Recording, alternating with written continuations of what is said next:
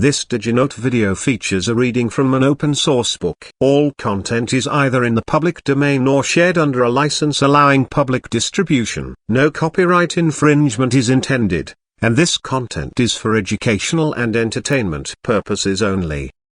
Chapter 1. It began in a woman's club in London on a February afternoon, an uncomfortable club, and a miserable afternoon, when Mrs. Wilkins, who had come down from Hampstead to shop and had lunched at her club, took up the Times from the table in the smoking room, and running her listless eye down the agony column saw this: to those who appreciate wisteria and sunshine, small medieval Italian castle on the shores of the Mediterranean to be let furnished for the month of April. Necessary servants remain. Z. Box 1000, The Times. That was its conception, yet, as in the case of many another, the conceiver was unaware of it at the moment. So entirely unaware was Mrs. Wilkins that her April for that year had then and there been settled for her that she dropped the newspaper with a gesture that was both irritated and resigned, and went over to the window and stared drearily out at the dripping street.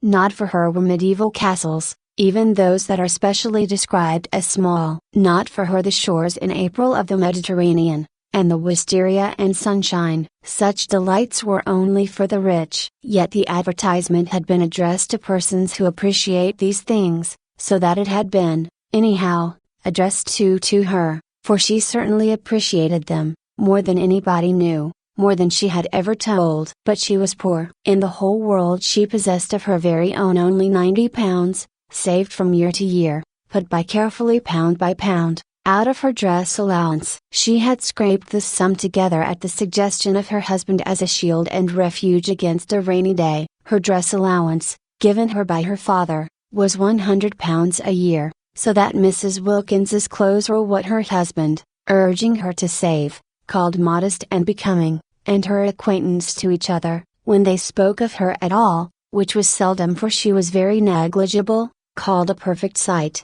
Mr. Wilkins, a solicitor, encouraged thrift, except that branch of it which got into his food. He did not call that thrift, he called it bad housekeeping. But for the thrift which, like moth, penetrated into Mrs. Wilkins's clothes and spoilt them, he had much praise. You never know, he said, when there will be a rainy day, and you may be very glad to find you have a nest egg. Indeed we both may. Looking out of the club window into Shaftesbury Avenue, hers was an economical club, but convenient for Hampstead, where she lived, and for Shoolbred's, where she shopped. Mrs. Wilkins, having stood there some time very drearily, her mind's eye on the Mediterranean in April, and the wisteria, and the enviable opportunities of the rich, while her bodily eye watched the really extremely horrible sooty rain falling steadily on the hurrying umbrellas and splashing omnibuses, suddenly wondered whether perhaps this was not the rainy day Mellersh was Mr. Wilkins, had so often encouraged her to prepare for, and whether to get out of such a climate and into the small medieval castle wasn't perhaps what Providence had all along intended her to do with her savings. Part of her savings, of course, perhaps quite a small part. The castle, being medieval, might also be dilapidated, and dilapidations were surely cheap. She wouldn't in the least mind a few of them, because you didn't pay for dilapidations which were already there. On the contrary, by reducing the price you had to pay they really paid you. But what nonsense to think of it.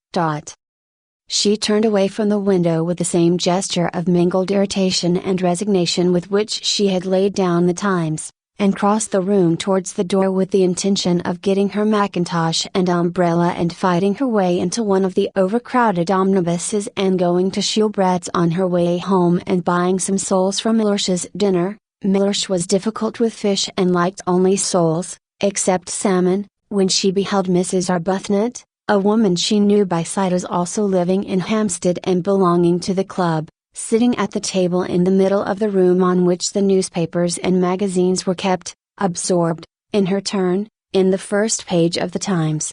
Mrs. Wilkins had never yet spoken to Mrs. Arbuthnot, who belonged to one of the various church sets, and who analyzed, classified, divided and registered the poor, whereas she and Mellersh, when they did go out, went to the parties of impressionist painters, of whom in Hampstead there were many. Mellersh had a sister who had married one of them and lived up on the Heath, and because of this alliance Mrs. Wilkins was drawn into a circle which was highly unnatural to her, and she had learned to dread pictures. She had to say things about them, and she didn't know what to say. She used to murmur, "Marvelous," and feel that it was not enough. But nobody minded. Nobody listened. Nobody took any notice of Mrs. Wilkins. She was the kind of person who was not noticed at parties. Her clothes, infested by thrift, made her practically invisible. Her face was non-arresting. Her conversation was reluctant. She was shy. And if one's clothes and face and conversation are all negligible, thought Mrs. Wilkins, who recognized her disabilities, what, at parties, is there left of one? Also she was always with Wilkins, that clean-shaven, fine-looking man, who gave a party, merely by coming to it, a great air. Wilkins was very respectable. He was known to be highly thought of by his senior partners. His sister's circle admired him. He pronounced adequately intelligent judgments on art and artists. He was pithy. He was prudent. He never said a word too much, nor, on the other hand, did he ever say a word too little. He produced the impression of keeping copies of everything he said, and he was so obviously reliable that it often happened that people who met him at these parties became discontented with their own solicitors, and after a period of restlessness extricated themselves and went to Wilkins. Naturally Mrs. Wilkins was blotted out. She, said his sister, with something herself of the judicial, the digested, and the final in her manner, should stay at home. But Wilkins could not leave his wife at home. He was a family solicitor, and all such have wives and show them. With his in the week he went to parties, and with his on Sundays he went to church. Being still fairly young, he was 39, and ambitious of old ladies, of whom he had not yet acquired in his practice a sufficient number, he could not afford to miss church, and it was there that Mrs. Wilkins became familiar, though never through words, with Mrs. Arbuthnot. She saw her marshalling the children of the poor into pews. She would come in at the head of the procession from the Sunday school exactly 5 minutes before the choir, and get her boys and girls neatly fitted into their allotted seats, and down on their little knees in their preliminary prayer, and up again on their feet just as, to the swelling organ, the vestry door opened, and the choir and clergy, big with the litanies and commandments they were presently to roll out, emerged. She had a sad face, yet she was evidently efficient. The combination used to make Mrs. Wilkins wonder, for she had been told by Mellersh, on days when she had only been able to get place, that if one were efficient one wouldn't be depressed, and that if one does one's job well one becomes automatically bright and brisk. About Mrs. Arbuthnot there was nothing bright and brisk, though much in her way with the Sunday school children that was automatic, but when Mrs. Wilkins, turning from the window, caught sight of her in the club she was not being automatic at all, but was looking fixedly at one portion of the first page of the Times, holding the paper quite still, her eyes not moving. She was just staring, and her face, as usual, was the face of a patient and disappointed Madonna. Obeying an impulse she wondered at even while obeying it, Mrs. Wilkins, the shy and the reluctant, instead of proceeding as she had intended to the cloakroom and from thence to Schoolbread's in search of Mellersh's fish, stopped at the table and sat down exactly opposite Mrs. Arbuthnot, to whom she had never yet spoken in her life. It was one of those long, narrow refectory tables, so that they were quite close to each other. Mrs. Arbuthnot, however, did not look up. She continued to gaze, with eyes that seemed to be dreaming, at one spot only of the Times. Mrs. Wilkins watched her a minute, trying to screw up courage to speak to her. She wanted to ask her if she had seen the advertisement. She did not know why she wanted to ask her this, but she wanted to. How stupid not to be able to speak to her. She looked so kind. She looked so unhappy. Why couldn't two unhappy people refresh each other on their way through this dusty business of life by a little talk, real, natural talk, about what they felt, what they would have liked, what they still tried to hope? And she could not help thinking that Mrs. Arbuthnot, too, was reading that very same advertisement. Her eyes were on the very part of the paper. Was she, too, picturing what it would be like, the color,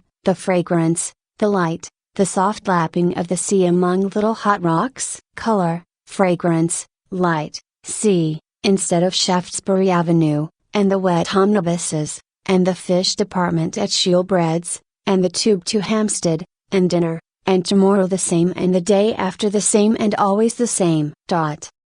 Suddenly Mrs. Wilkins found herself leaning across the table. "Are you reading about the medieval castle in the wisteria?"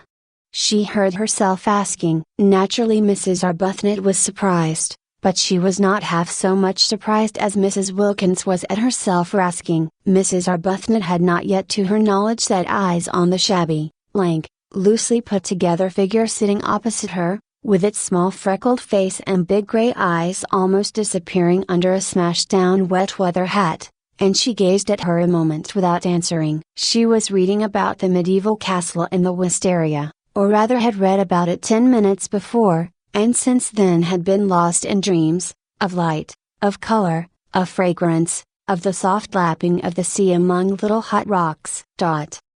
"Why do you ask me that?"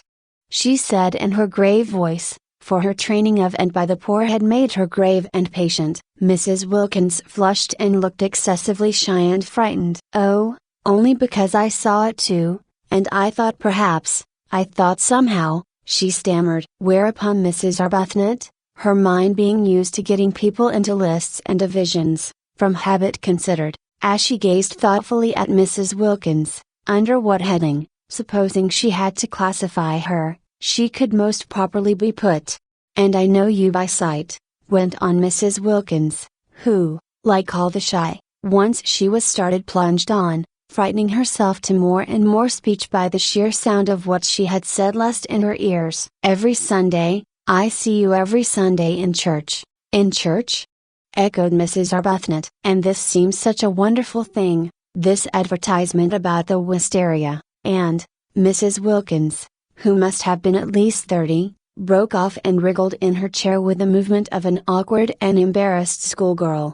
"It seems so wonderful," she went on in a kind of burst, "and, it is such a miserable day." And then she sat looking at Mrs. Arbuthnot with the eyes of an imprisoned dog. "This poor thing," thought Mrs. Arbuthnot, whose life was spent in helping and alleviating, needs advice. She accordingly prepared herself patiently to give it. "If you see me in church," she said, kindly and attentively, "I suppose you live in Hampstead too?" "Oh yes," said Mrs. Wilkins. And she repeated, her head on its long thin neck drooping a little as if the recollection of Hampstead bowed her. "Oh yes." "Where?"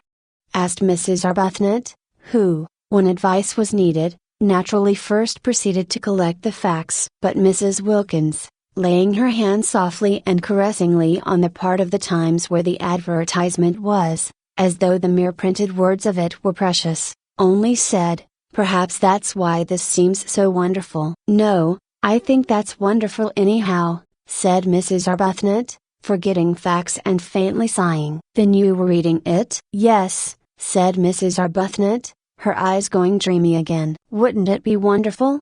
murmured Mrs. Wilkins. "Wonderful," said Mrs. Arbuthnot. Her face, which had lit up, faded into patience again. "Very wonderful," she said. "But it's no use wasting one's time thinking of such things." "Oh, but it is," was Mrs. Wilkins's quick, surprising reply. Surprising because it was so much unlike the rest of her, the characterless coat and skirt, the crumpled hat, the undecided wisp of hair straggling out. And just the considering of them is worthwhile in itself, such a change from Hampstead, and sometimes I really do believe, if one considers hard enough one gets things. Mrs. Arbuthnot observed her patiently. "In what category would she, supposing she had to, put her?" "Perhaps," she said, leaning forward a little, "you will tell me your name. If we are to be friends," she smiled her grave smile, "as I hope we are, we had better begin at the beginning." "Oh yes, how kind of you." "I'm Mrs. Wilkins," said Mrs. Wilkins. "I don't expect," she added, flushing, as Mrs. Arbuthnot said nothing, "that it conveys anything to you." "Sometimes it doesn't seem to convey anything to me either." But she looked round with a movement of seeking help. "I am Mrs. Wilkins." She did not like her name. It was a mean, small name, with a kind of facetious twist, she thought, about its end like the upward curve of a pug dog's tail. There it was, however. There was no doing anything with it. Wilkins she was and Wilkins she would remain, and though her husband encouraged her to give it on all occasions as Mrs. Mellersh Wilkins, she only did that when he was within earshot, for she thought Mellersh made Wilkins worse, emphasizing it in the way Chatsworth on the gateposts of a villa emphasizes the villa. When first he suggested she should add Mellersh she had objected for the above reason, and after a pause, Mellersh was much too prudent to speak except after a pause, during which presumably he was taking a careful mental copy of his coming observation. He said, much displeased, but I am not a villa, and looked at her as he looks who hopes, for perhaps the 100th time, that he may not have married a fool. Of course he was not a villa, Mrs. Wilkins assured him. She had never supposed he was, she had not dreamed of meaning. She was only just thinking. The more she explained the more earnest became Mellersh's hope, familiar to him by this time, for he had then been a husband for 2 years, that he might not by any chance have married a fool, and they had a prolonged quarrel, if that can be called a quarrel which is conducted with dignified silence on one side and earnest apology on the other, as to whether or no Mrs. Wilkins had intended to suggest that Mr. Wilkins was a villa. I believe, she had thought when it was at last over, it took a long while, that anybody would quarrel about anything when they've not left off being together for a single day for 2 whole years. What we both need is a holiday. My husband, went on Mrs. Wilkins to Mrs. Arbuthnot, trying to throw some light on herself, is a solicitor. She cast about for something she could say elucidatory of Mellersh, and found, he's very handsome. Well, said Mrs. Arbuthnot kindly, that must be a great pleasure to you. Why? Asked Mrs. Wilkins. Because, said Mrs. Arbuthnot, a little taken aback, for constant intercourse with the poor had accustomed her to have her pronouncements accepted without question, because beauty, handsomeness, is a gift like any other, and if it is properly used. She trailed off into silence. Mrs. Wilkins's great grey eyes were fixed on her, and it seemed suddenly to Mrs. Arbuthnot that perhaps she was becoming crystallized into a habit of exposition, and of exposition after the manner of nursemaids, through having an audience that couldn't but agree, that would be afraid, if it wished, to interrupt, that didn't know, that was, in fact, at her mercy. But Mrs. Wilkins was not listening, and just then, absurd as it seemed, a picture had flashed across her brain, and there were 2 figures in it sitting together under a great trailing wisteria that stretched across the branches of a tree she didn't know, and it was herself and Mrs. Arbuthnot. She saw them, and behind them, bright in sunshine, were old grey walls, the medieval castle. She saw it, they were there. She therefore stared at Mrs. Arbuthnot and did not hear a word she said. And Mrs. Arbuthnot stared too at Mrs. Wilkins, arrested by the expression on her face, which was swept by the excitement of what she saw, and was as luminous and tremulous under it as water in sunlight when it is ruffled by a gust of wind. At this moment, if she had been at a party, Mrs. Wilkins would have been looked at with interest. They stared at each other, Mrs. Arbuthnot surprised, inquiringly, Mrs. Wilkins with the eyes of someone who has had a revelation. Of course, that was how it could be done. She by herself, couldn't afford it, and wouldn't be able, even if she could afford it, to go there all alone, but she and Mrs. Arbuthnot together. She leaned across the table. Why don't we try and get it? She whispered. Mrs. Arbuthnot became even more wide-eyed. Get it?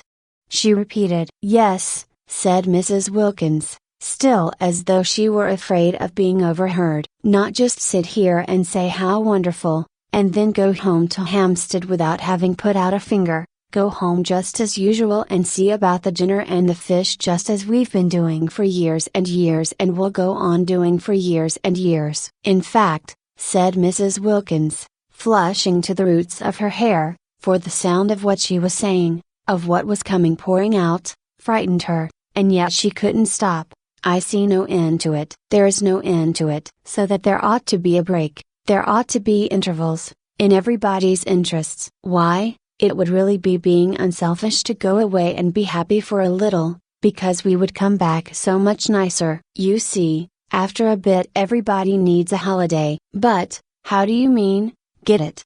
Asked Mrs. Arbuthnot. Take it, said Mrs. Wilkins. Take it? Rent it, hire it, have it. But, do you mean you and I? Yes. Between us. Share. Then it would only cost half. And you look exactly as if you wanted it just as much as I do, as if you ought to have a rest, have something happy happen to you. Why, but we don't know each other. But just think how well we would if we went away together for a month. And I've saved for a rainy day, and I expect so have you, and this is the rainy day. Look at it, she is unbalanced, thought Mrs. Arbuthnot, yet she felt strangely stirred. Think of getting away for a whole month, from everything, to heaven. She shouldn't say things like that, thought Mrs. Arbuthnot. The vicar, yet she felt strangely stirred. It would indeed be wonderful to have a rest, a cessation. Habit, however, steadied her again, and years of intercourse with the poor made her say,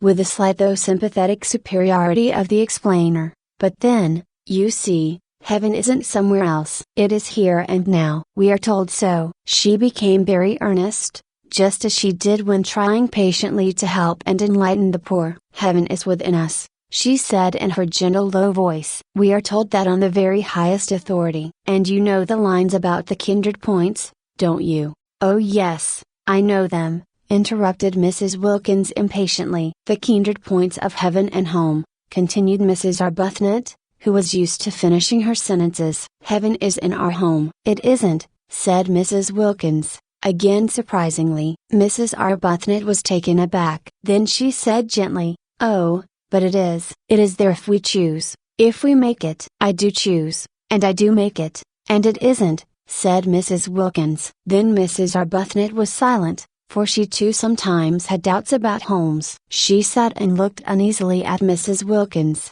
feeling more and more the urgent need to getting her classified. If she could only classify Mrs. Wilkins, get her safely under her proper heading, she felt that she herself would regain her balance, which did seem very strangely to be slipping all to one side. For neither had she had a holiday for years, and the advertisement when she saw it had set her dreaming, and Mrs. Wilkins's excitement about it was infectious, and she had the sensation, as she listened to her impetuous, odd talk and watched her lit-up face, that she was being stirred out of sleep. Clearly Mrs. Wilkins was unbalanced, but Mrs. Arbuthnot had met the unbalanced before. Indeed she was always meeting them, and they had no effect on her own stability at all, whereas this one was making her feel quite wobbly, quite as though to be off and away, away from her compass points of God, husband, home and duty. She didn't feel as if Mrs. Wilkins intended Mr. Wilkins to come too, and just for once be happy, would be both good and desirable. Which of course it wasn't, which certainly of course it wasn't. She, also, had a nest egg, invested gradually in the post office savings bank, but to suppose that she would ever forget her duty to the extent of drawing it out and spending it on herself was surely absurd. Surely she couldn't, she wouldn't ever do such a thing. Surely she wouldn't, she couldn't ever forget her poor, forget misery and sickness as completely as that. No doubt a trip to Italy would be extraordinarily delightful, but there were many delightful things one would like to do, and what was strength given to one for except to help one not to do them? Steadfast as the points of the compass to Mrs. Arbuthnot were the great four facts of life: God, husband, home, duty. She had gone to sleep on these facts years ago, after a period of much misery, her head resting on them as on a pillow, and she had a great dread of being awakened out of so simple and untroublesome a condition. Therefore it was that she searched with earnestness for a heading under which to put Mrs. Wilkins, and in this way illumine and steady her own mind. And sitting there looking at her uneasily after her last remark, and feeling herself becoming more and more unbalanced and infected, she decided pro tem, as the vicar said at meetings, to put her under the heading nerves. It was just possible that she ought to go straight into the category hysteria, which was often only the antechamber to lunacy, but Mrs. Arbuthnot had learned not to hurry people into their final categories, having on more than one occasion discovered with dismay that she had made a mistake, and how difficult it had been to get them out again, and how crushed she had been with the most terrible remorse. Yes, nerves. Probably she had no regular work for others, thought Mrs. Arbuthnot, no work that would take her outside herself. Evidently she was rudderless, blown about by gusts, by impulses. Nerves was almost certainly her category, or would be quite soon if no one helped her. Poor little thing, thought Mrs. Arbuthnot, her own balance returning hand in hand with her compassion, and unable, because of the table, to see the length of Mrs. Wilkins's legs. All she saw was her small, eager, shy face, and her thin shoulders, and the look of childish longing in her eyes for something that she was sure was going to make her happy. No, such things didn't make people happy, such fleeting things. Mrs. Arbuthnot had learned in her long life with Frederick. He was her husband, and she had married him at 20 and was now 33, where alone true joys are to be found. They are to be found, she now knew, only in daily, in hourly, living for others.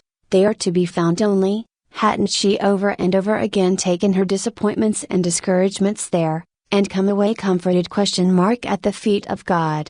Frederick had been the kind of husband whose wife betakes herself early to the feet of God. From him to them had been a short though painful step. It seemed short to her in retrospect, but it had really taken the whole of the first year of their marriage, and every inch of the way had been a struggle, and every inch of it was stained, she felt at the time, with her heart's blood. All that was over now. She had long since found peace. And Frederick, from her passionately loved bridegroom, from her worshipped young husband, had become second mostly to God on her list of duties and forbearances. There he hung, the second in importance, a bloodless thing bled white by her prayers. For years she had been able to be happy only by forgetting happiness. She wanted to stay like that. She wanted to shut out everything that would remind her of beautiful things, that might set her off again longing, desiring. "I'd like so much to be friends," she said earnestly. "Won't you come and see me, or let me come to you sometimes? Whenever you feel as if you wanted to talk, I'll give you my address." She searched in her handbag,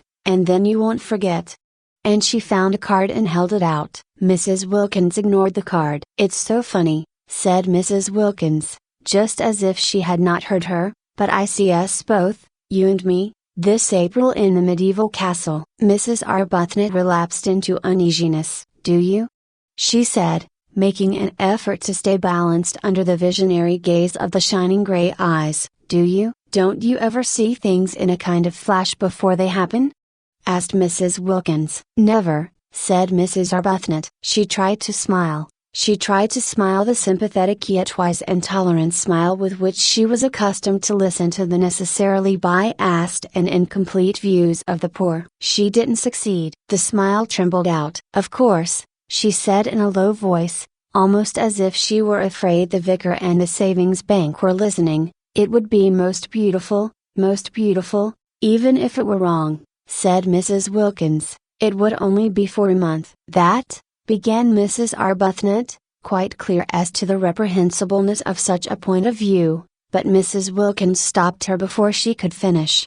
"Anyhow," said Mrs. Wilkins, stopping her, "I'm sure it's wrong to go on being good for too long, till one gets miserable. And I can see you've been good for years and years, because you look so unhappy." Mrs. Arbuthnot opened her mouth to protest. "And I've done nothing but duties, things for other people, ever since I was a girl, and I don't believe anybody loves me a bit, the be better, and I long, oh, I long, for something else, something else." Was she going to cry? Mrs. Arbuthnot became acutely uncomfortable and sympathetic. She hoped she wasn't going to cry. Not there. Not in that unfriendly room, with strangers coming and going. But Mrs. Wilkins, after tugging agitatedly at a handkerchief that wouldn't come out of her pocket, did succeed at last in merely apparently blowing her nose with it, and then, blinking her eyes very quickly once or twice, looked at Mrs. Arbuthnot with a quivering air of half humble,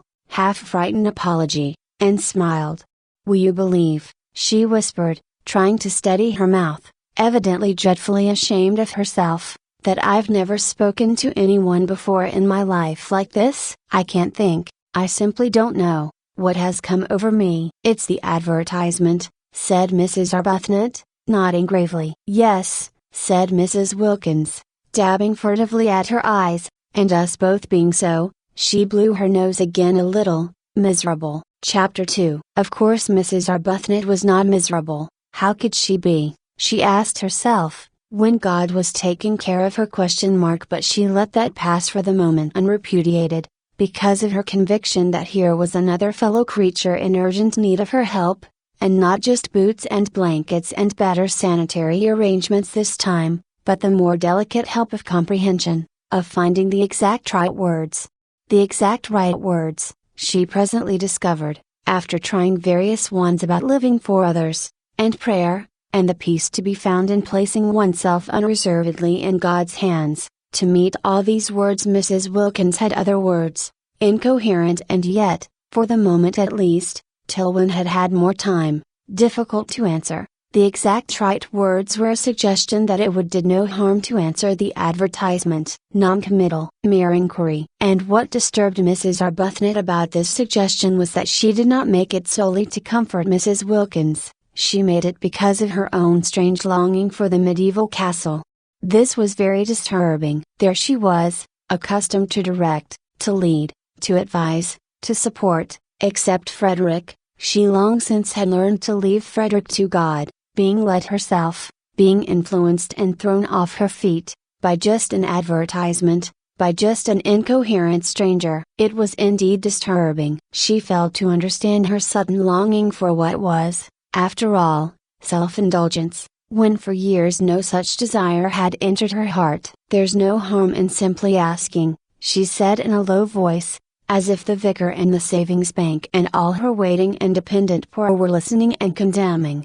It isn't as if it committed us to anything, said Mrs. Wilkins, also in a low voice, but her voice shook. They got up simultaneously. Mrs. Arbuthnot had a sensation of surprise that Mrs. Wilkins should be so tall, and went to a writing table, and Mrs. Arbuthnot wrote to Z, Box 1000, The Times, for particulars. She asked for all particulars, but the only one they really wanted was the one about the rent. They both felt that it was Mrs. Arbuthnot who ought to write the letter and do the business part. Not only was she used to organizing and being practical, but she also was older, and certainly calmer, and she herself had no doubt too that she was wiser. Neither had Mrs. Wilkins any doubt of this. The very way Mrs. Arbuthnot parted her hair suggested a great calm that could only proceed from wisdom. But if she was wiser, older and calmer, Mrs. Arbuthnot's new friend nevertheless seemed to her to be the one who impelled. Incoherent, she yet impelled. She appeared to have, apart from her need of help, an upsetting kind of character. She had a curious infectiousness. She led one on, and the way her unsteady mind leapt at conclusions, wrong ones, of course, witnessed the one that she, Mrs. Arbuthnot, was miserable. The way she leapt at conclusions was disconcerting.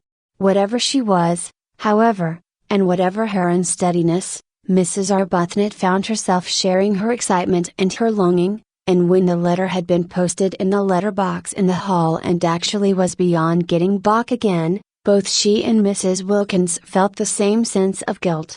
It only shows, said Mrs. Wilkins in a whisper, as they turned away from the letter box, how immaculately good we've been all our lives. The very first time we do anything our husbands don't know about we feel guilty. I'm afraid I can't say I've been immaculately good, gently protested Mrs. Arbuthnot, a little uncomfortable at this fresh example of successful leaping at conclusions, for she had not said a word about her feeling of guilt. Oh, but I'm sure you have. I see you being good, and that's why you're not happy. She shouldn't say things like that, thought Mrs. Arbuthnot. I must try and help her not to. Aloud she said gravely, I don't know why you insist that I'm not happy. When you know me better I think you'll find that I am. And I'm sure you don't mean really that goodness, if one could attain it, makes one unhappy. Yes, I do, said Mrs. Wilkins. Our sort of goodness does. We have attained it, and we are unhappy. There are miserable sorts of goodness and happy sorts. The sort we'll have at the medieval castle, for instance, is the happy sort. That is, supposing we go there, said Mrs. Arbuthnot restrainingly. She felt that Mrs. Wilkins needed holding on to. After all, we've only written just to ask. Anybody may do that. I think it quite likely we shall find the conditions impossible, and even if they were not, probably by tomorrow we shall not want to go. I see us there, was Mrs. Wilkins's answer to that. All this was very unbalancing. Mrs. Arbuthnot, as she presently splashed through the dripping streets on her way to a meeting she was to speak at, was in an unusually disturbed condition of mind. She had, she hoped, shown herself very calm to Mrs. Wilkins, very practical and sober, concealing her own excitement. But she was really extraordinarily moved, and she felt happy, and she felt guilty, and she felt afraid, and she had all the feelings, though this she did not know, of a woman who has come away from a secret meeting with her lover. That, indeed, was what she looked like when she arrived late on her platform. She, the open-browed, looked almost furtive as her eyes fell on the staring wooden faces waiting to hear her try and persuade them to contribute to the alleviation of the urgent needs of the Hampstead poor, each one convinced that they needed contributions themselves. She looked as though she were hiding something discreditable but delightful. Certainly her customary clear expression of candor was not there, and its place was taken by a kind of suppressed and frightened pleasantness, which would have led a more worldly-minded audience to the instant conviction of recent and probably impassioned love-making. Beauty, beauty, beauty. The words kept ringing in her ears as she stood on the platform talking of side things to the sparsely attended meeting. She had never been to Italy. Was that really what her nest egg was to be spun on after all? Though she couldn't approve of the way Mrs. Wilkins was introducing the idea of predestination into her immediate future, just as if she had no choice, just as if to struggle, or even to reflect, were useless. It yet influenced her. Mrs. Wilkins's eyes had been the eyes of a seer. Some people were like that, Mrs. Arbuthnot knew, and if Mrs. Wilkins had actually seen her at the medieval castle it did seem probable that struggling would be a waste of time. Still, to spend her nest egg on self-indulgence, the origin of this egg had been corrupt, but she had at least supposed its end was to be creditable. Was she to deflect it from its intended destination, which alone had appeared to justify her keeping it, and spend it on giving herself pleasure? Mrs. Arbuthnot spoke on and on, so much practiced in the kind of speech that she could have said it all in her sleep, and at the end of the meeting, her eyes dazzled by her secret visions, she hardly noticed that nobody was moved in any way whatever, least of all in the way of contributions. But the vicar noticed. The vicar was disappointed. Usually his good friend and supporter Mrs. Arbuthnot succeeded better than this. And, what was even more unusual, she appeared, he observed, not even to mind. "I can't imagine," he said to her as they parted, speaking irritably, for he was irritated both by the audience and by her, "what these people are coming to. Nothing seems to move them." "Perhaps they need a holiday," suggested Mrs. Arbuthnot. An unsatisfactory, a queer reply, the vicar thought. "In February?" he called after her sarcastically. "Oh no, not till April," said Mrs. Arbuthnot over her shoulder. "Very odd," thought the vicar, "very odd indeed."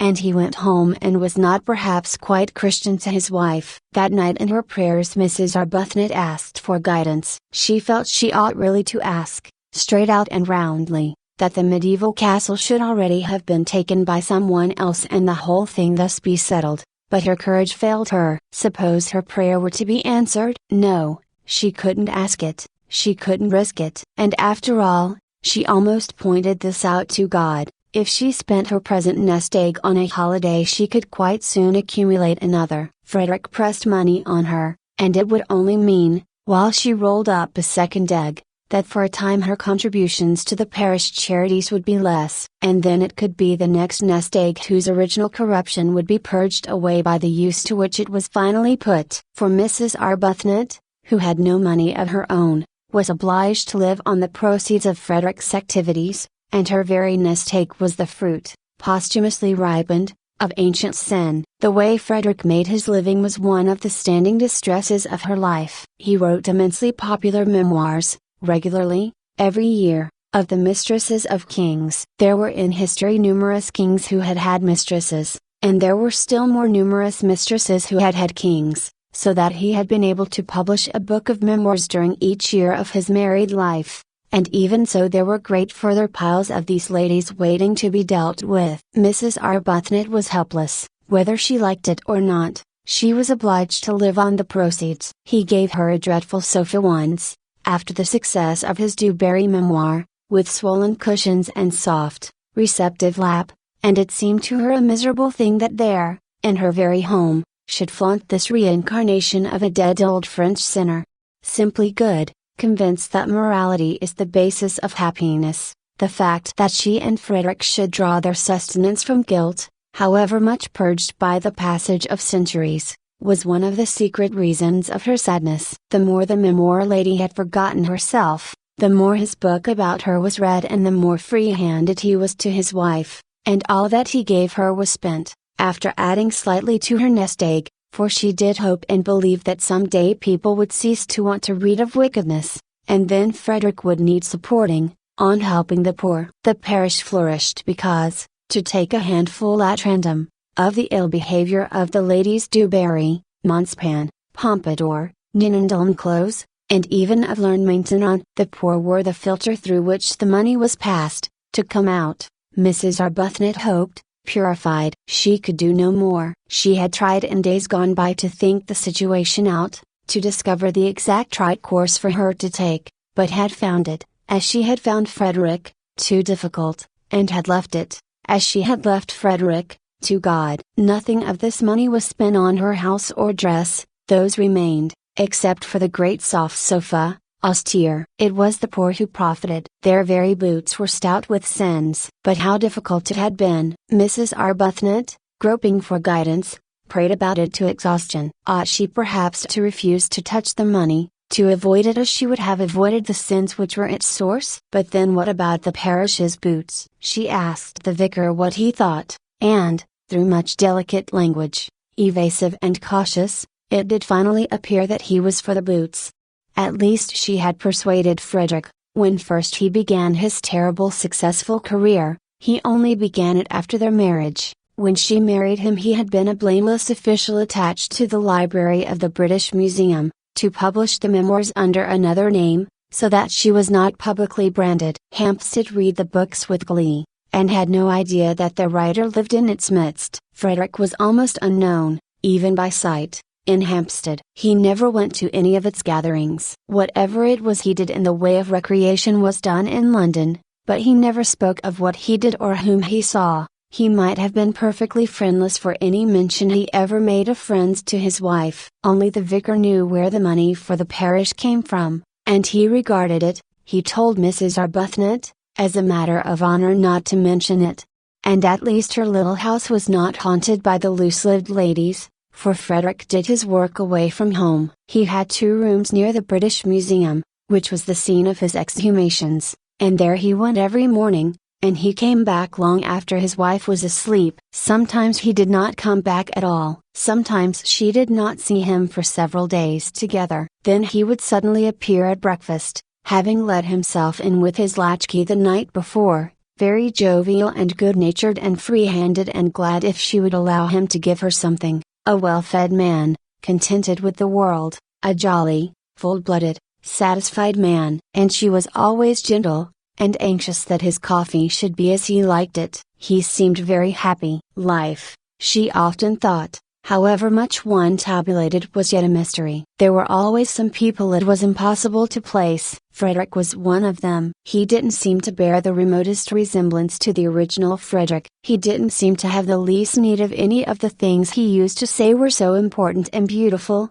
love, home, complete communion of thoughts, complete immersion in each other's interests. After those early painful attempts to hold him up to the point from which they had hand in hand so splendidly started, attempts in which she herself had got terribly hurt and the Frederick she supposed she had married was mangled out of recognition, she hung him up finally by her bedside as the chief subject of her prayers, and left him, except for those, entirely to God. She had loved Frederick too deeply to be able now to do anything but pray for him. He had no idea that he never went out of the house without her blessing going with him too, hovering, like a little echo of finished love, round that once dear head. She didn't dare think of him as he used to be, as he had seemed to her to be in those marvelous first days of their lovemaking, of their marriage. Her child had died, she had nothing, nobody of her own to lavish herself on. The poor became her children, and God the object of her love. What could be happier than such a life,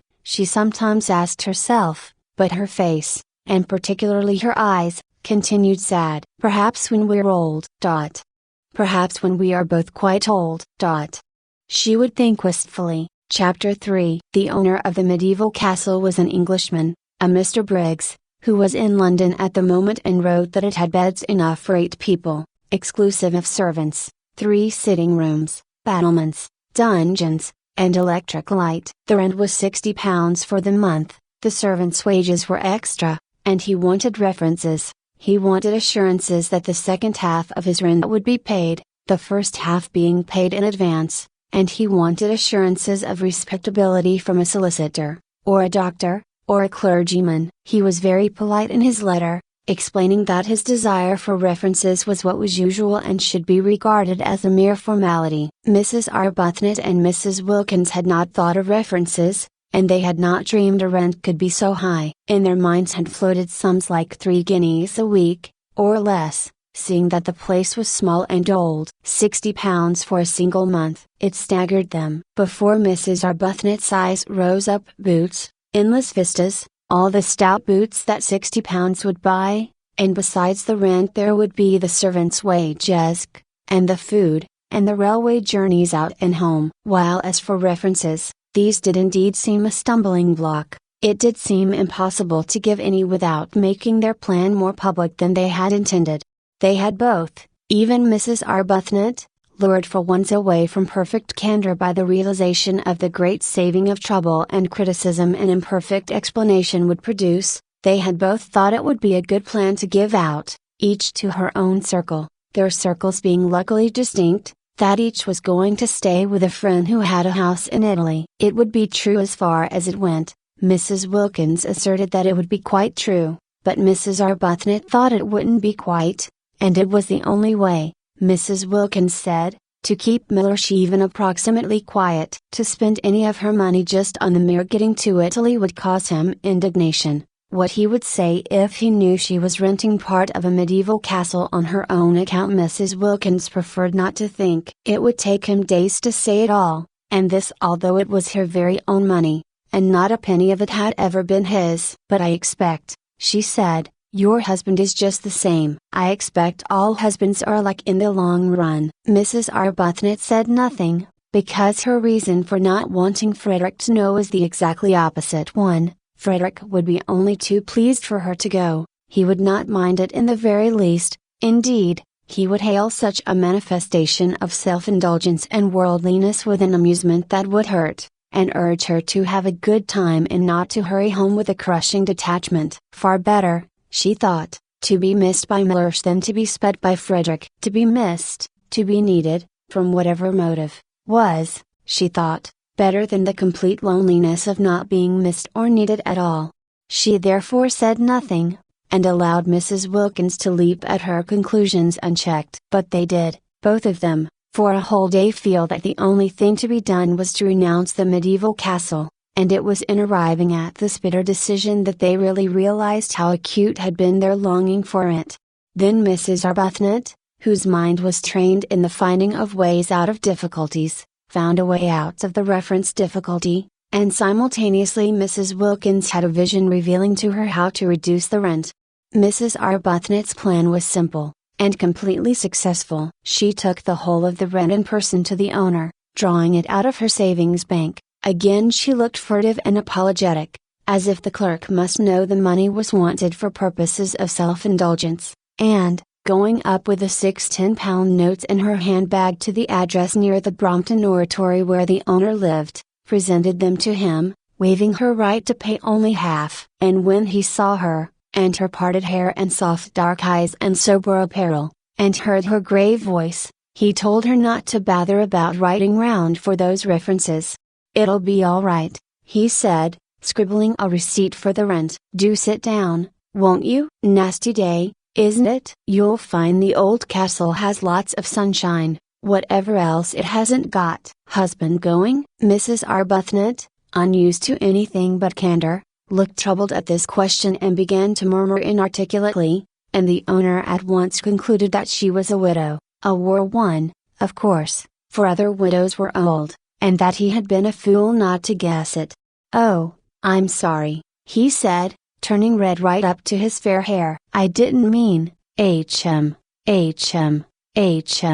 He ran his eye over the receipt he had written. "Yes, I think that's all right," he said, getting up and giving it to her. "Now," he added, taking the 6 notes she held out and smiling, for Mrs. Arbuthnot was agreeable to look at, "I'm richer, and you're happier. I've got money, and you've got San Salvatore. I wonder which is best." "I think you know," said Mrs. Arbuthnot with her sweet smile. He laughed and opened the door for her. It was a pity the interview was over. He would have liked to ask her to lunch with him. She made him think of his mother, of his nurse, of all things kind and comforting, besides having the attraction of not being his mother or his nurse.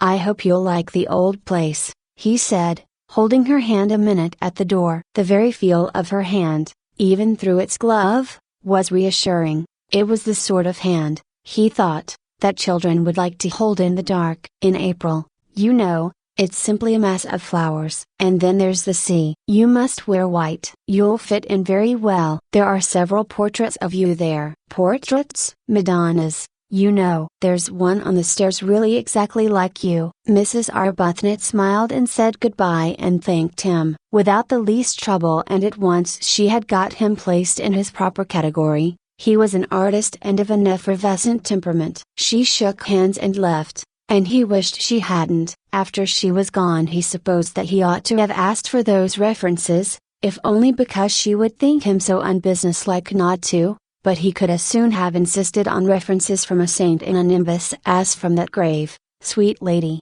Rose Arbuthnot. Her letter, making the appointment, lay on the table. Pretty name. That difficulty, then, was overcome. But there still remained the other one, the really annihilating effect of the expense on the nest eggs, and especially on Mrs. Wilkins's, which was in size, compared with Mrs. Arbuthnot's, as the egg of the plover to that of the duck, and this in its turn was overcome by the vision vouchsafed to Mrs. Wilkins, revealing to her the steps to be taken for its overcoming. Having got San Salvatore, the beautiful, the religious name, fascinated them, they in their turn would advertise in the agony column of the Times, and would inquire after 2 more ladies, of similar desires to their own, to join them and share the expenses. At once the strain of the nest eggs would be reduced from half to a quarter. Mrs. Wilkins was prepared to fling her entire egg into the adventure, but she realized that if it were to cost even 6pence over her £90 her position would be terrible. Imagine going to Mellersh and saying, "I owe."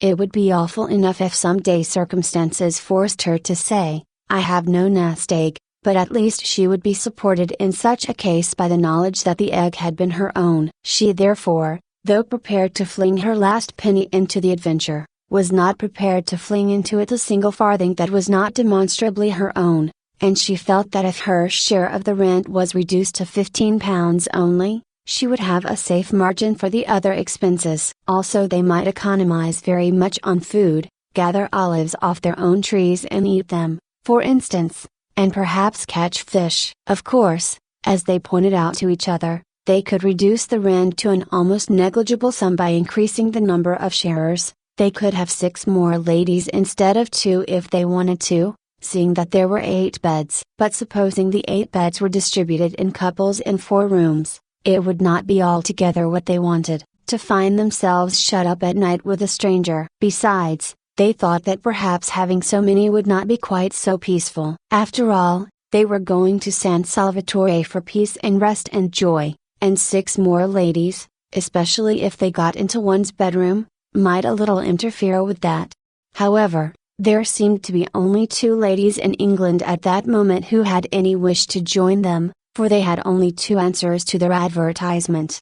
"Well, we only want 2, said Mrs. Wilkins, quickly recovering, for she had imagined a great rush. "I think a choice would have been a good thing," said Mrs. Arbuthnot. "You mean because then we needn't have had Lady Caroline Easter." "I didn't say that," gently protested Mrs. Arbuthnot. "We needn't have her," said Mrs. Wilkins. "Just one more person would help us a great deal with the rent. We're not obliged to have two." "But why should we not have her? She seems really quite what we want." "Yes, she does from her letter," said Mrs. Wilkins doubtfully. She felt she would be terribly shy of Lady Caroline. Incredible as it may seem, seeing how they get into everything, Mrs. Wilkins had never come across any members of the aristocracy. They interviewed Lady Caroline, and they interviewed the other applicant, a Mrs. Fisher. Lady Caroline came to the club in Shaftesbury Avenue, and appeared to be wholly taken up by one great longing, a longing to get away from everybody she had ever known. When she saw the club,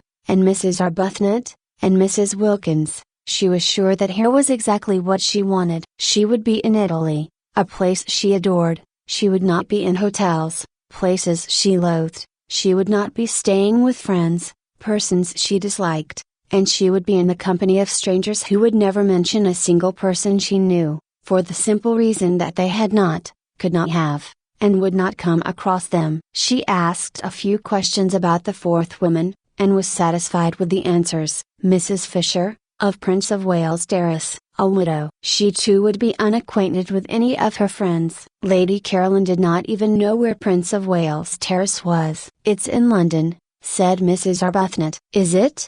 said Lady Caroline. It all seemed most restful. Mrs. Fisher was unable to come to the club because, she explained by letter, she could not walk without a stick. Therefore Mrs. Arbuthnot and Mrs. Wilkins went to her.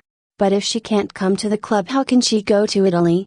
wondered Mrs. Wilkins, aloud. "We shall hear that from her own lips," said Mrs. Arbuthnot. From Mrs. Fisher's lips they merely heard, in reply to delicate questioning, that sitting in trains was not walking about, and they knew that already. Except for the stick, however, she appeared to be a most desirable fourth, quiet, educated, elderly. She was much older than they or Lady Caroline. Lady Caroline had informed them she was 28, but not so old as to have ceased to be active-minded. She was very respectable indeed, and still wore a complete suit of black though her husband had died, she told them, 11 years before. Her house was full of signed photographs of illustrious Victorian dead, all of whom she said she had known when she was little. Her father had been an eminent critic, and in his house she had seen practically everybody who was anybody in letters and art. Carlyle had scowled at her, Matthew Arnold had held her on his knee,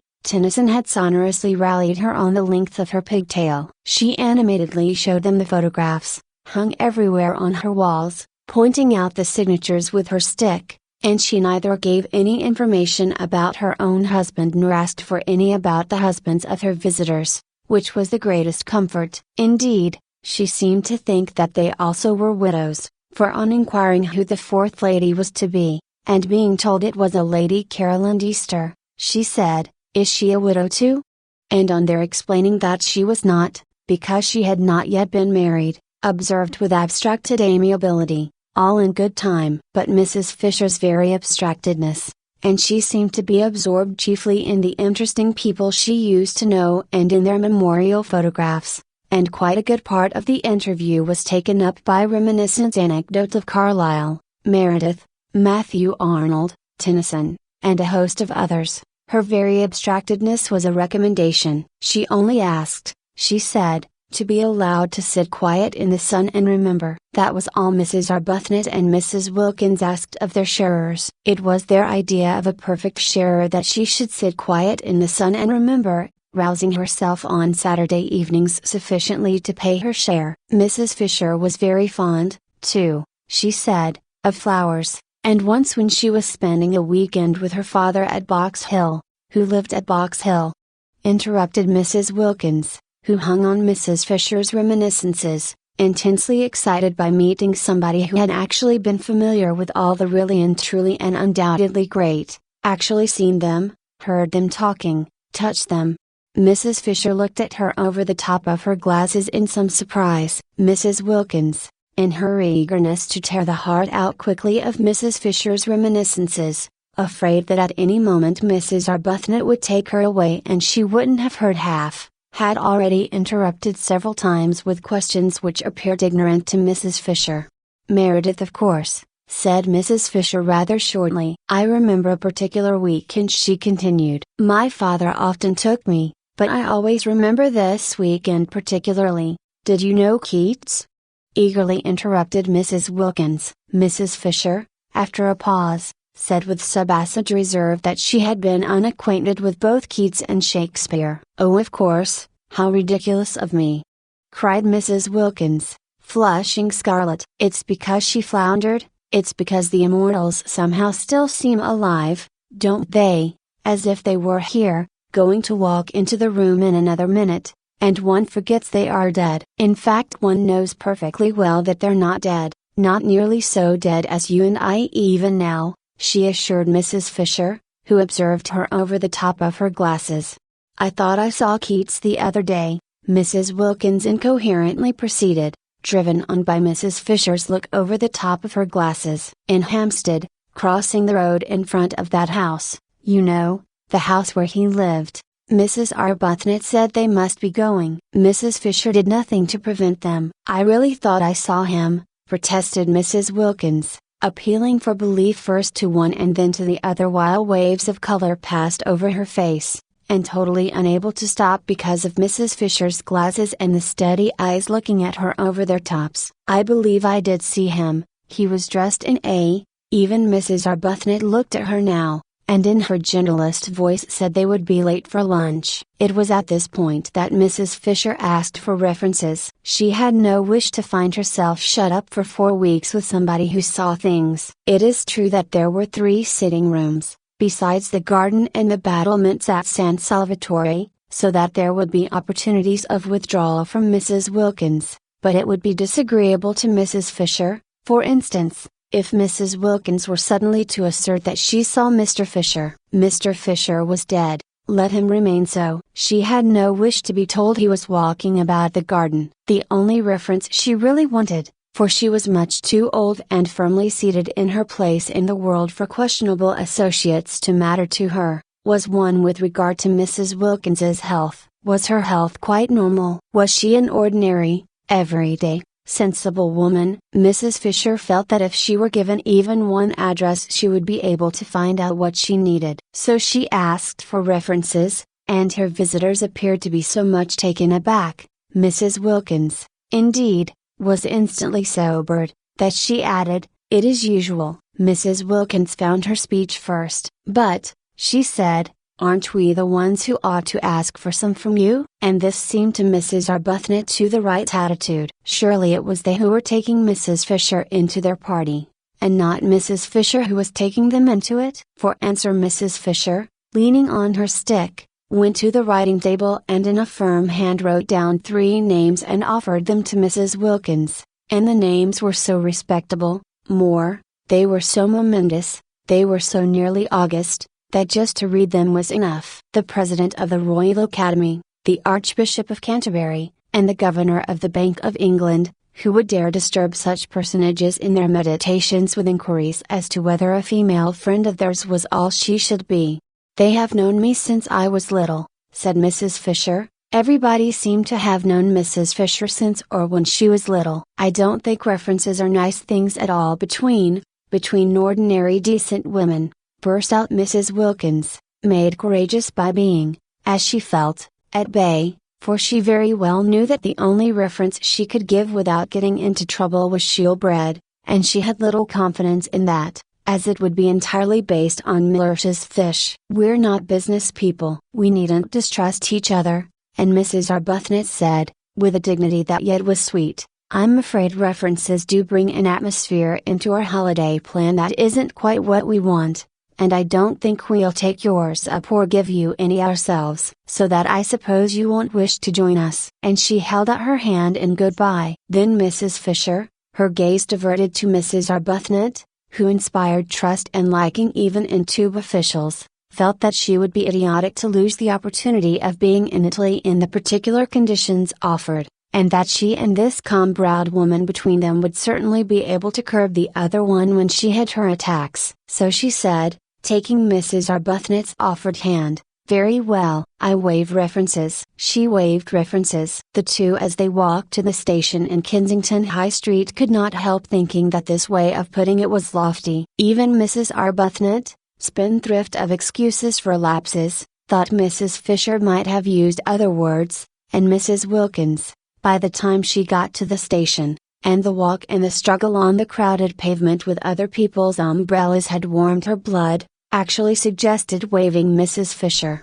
"If there is any waiving to be done, do let us be the ones who waive," she said eagerly. But Mrs. Arbuthnot, as usual, held on to Mrs. Wilkins, and presently, having cooled down in the train, Mrs. Wilkins announced that at San Salvatore Mrs. Fisher would find her level. "I see her finding her level there," she said, her eyes very bright. Whereupon Mrs. Arbuthnot, sitting with her quiet hands folded, turned over in her mind how best she could help Mrs. Wilkins not to see quite so much, or at least, if she must see, to see in silence. Chapter 4. It had been arranged that Mrs. Arbuthnot and Mrs. Wilkins, traveling together, should arrive at San Salvatore on the evening of March 31st. The owner, who told them how to get there, appreciated their disinclination to begin their time in it on April 1st, and Lady Caroline and Mrs. Fisher, as yet unacquainted and therefore under no obligations to bore each other on the journey, for only towards the end would they find out by a process of sifting who they were to arrive on the morning of April 2nd. In this way everything would be got nicely ready for the two who seemed, in spite of the equality of the sharing, yet to have something about them of guests. There were disagreeable incidents towards the end of March, when Mrs. Wilkins, her heart in her mouth and her face a mixture of guilt, terror and determination, told her husband that she had been invited to Italy, and he declined to believe it. Of course he declined to believe it. Nobody had ever invited his wife to Italy before. There was no precedent. He required proofs. The only proof was Mrs. Arbuthnot, and Mrs. Wilkins had produced her, but after what entreaties, what passionate persuading. Mrs. Arbuthnot had not imagined she would have to face Mr. Wilkins and say things to him that were short of the truth, and it brought home to her what she had for some time suspected, that she was slipping more and more away from God.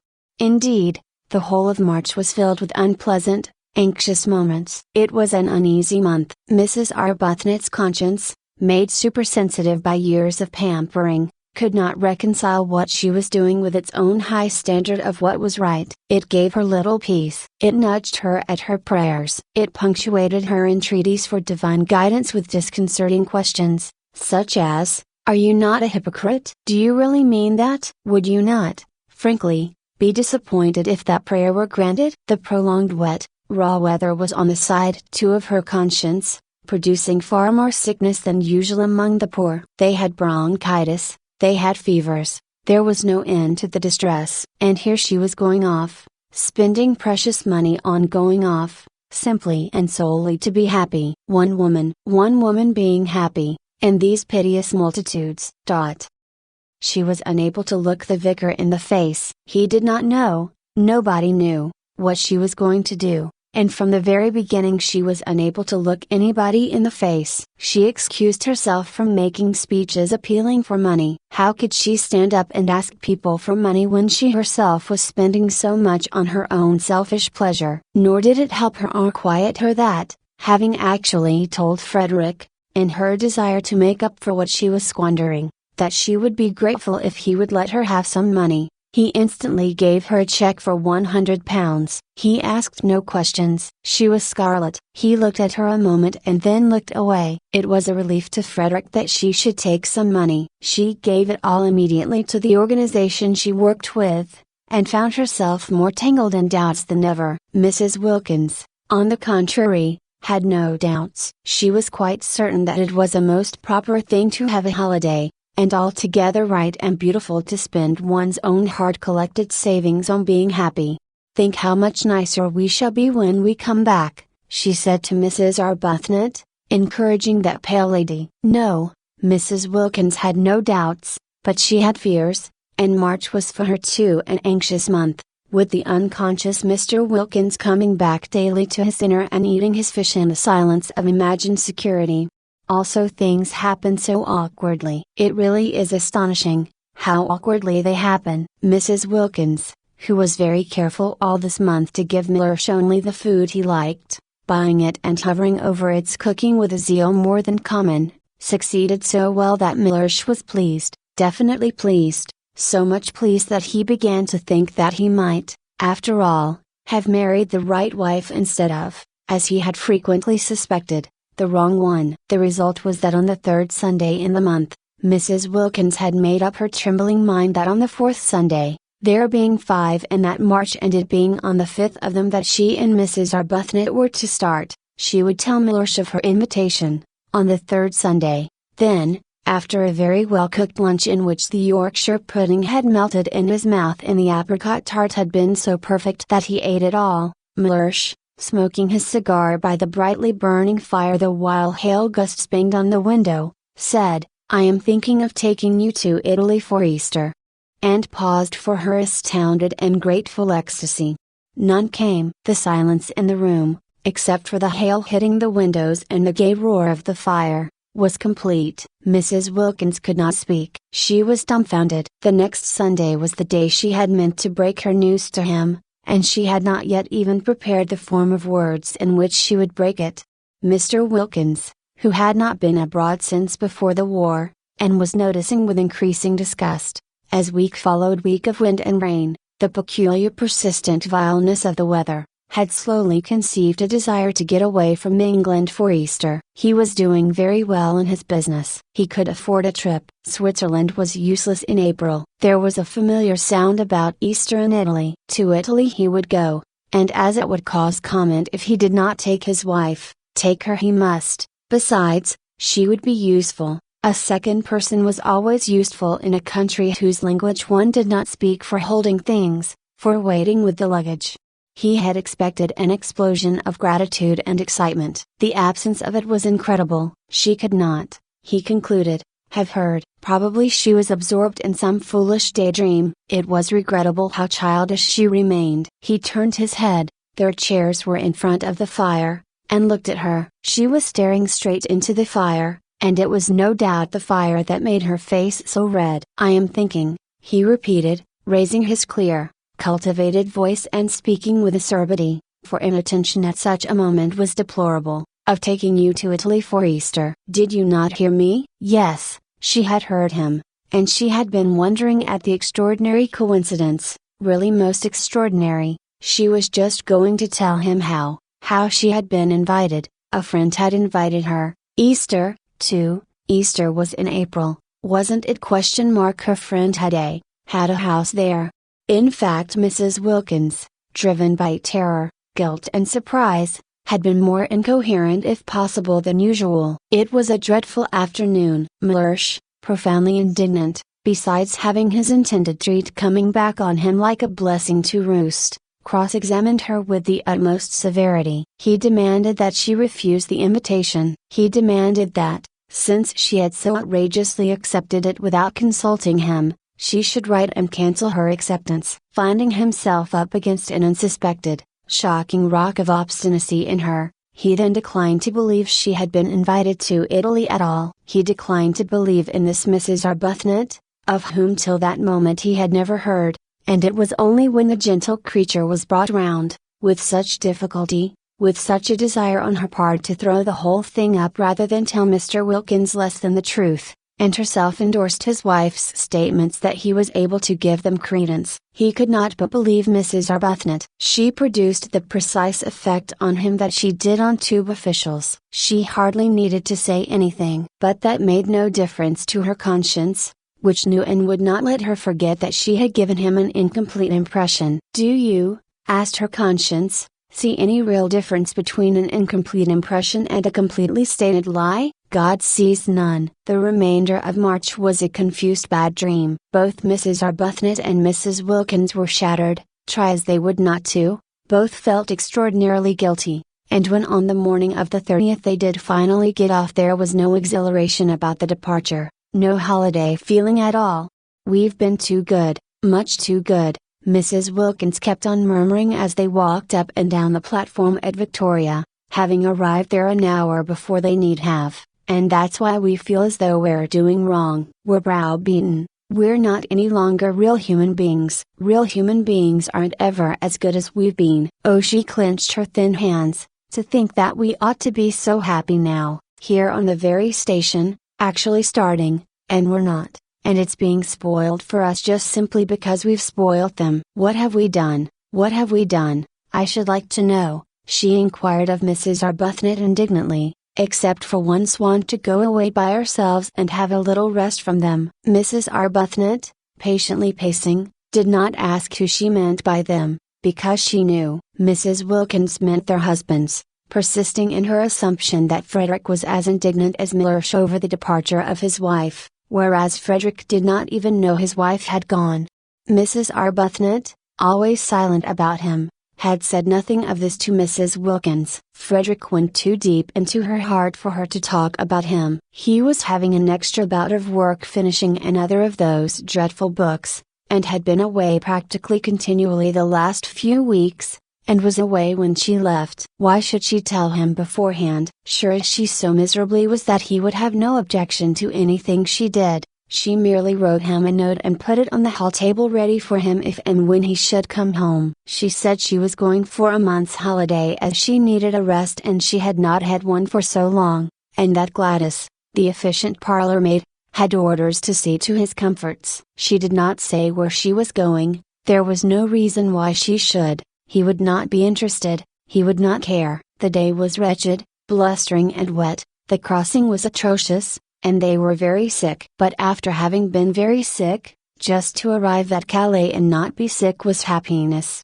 and it was there that the real splendor of what they were doing first began to warm their benumbed spirits. It got hold of Mrs. Wilkins first, and spread from her like a rose-colored flame over her pale companion. Mellersh at Calais, where they restored themselves with soles because of Mrs. Wilkins's desire to eat a sole Mellersh wasn't having. Mellersh at Calais had already begun to dwindle and seem less important. None of the French porters knew him, not a single official at Calais cared a fig for Mellersh. In Paris there was no time to think of him because their train was late and they only just caught the Turin train at the Gare de Lyons, and by the afternoon of the next day when they got into Italy, England, Frederick, Mellersh, the vicar, the poor, Hampstead, the club, Shoolbred, everybody and everything, the whole inflamed sore dreariness, had faded to the dimness of a dream. Chapter 5. It was cloudy in Italy, which surprised them. They had expected brilliant sunshine, but never mind,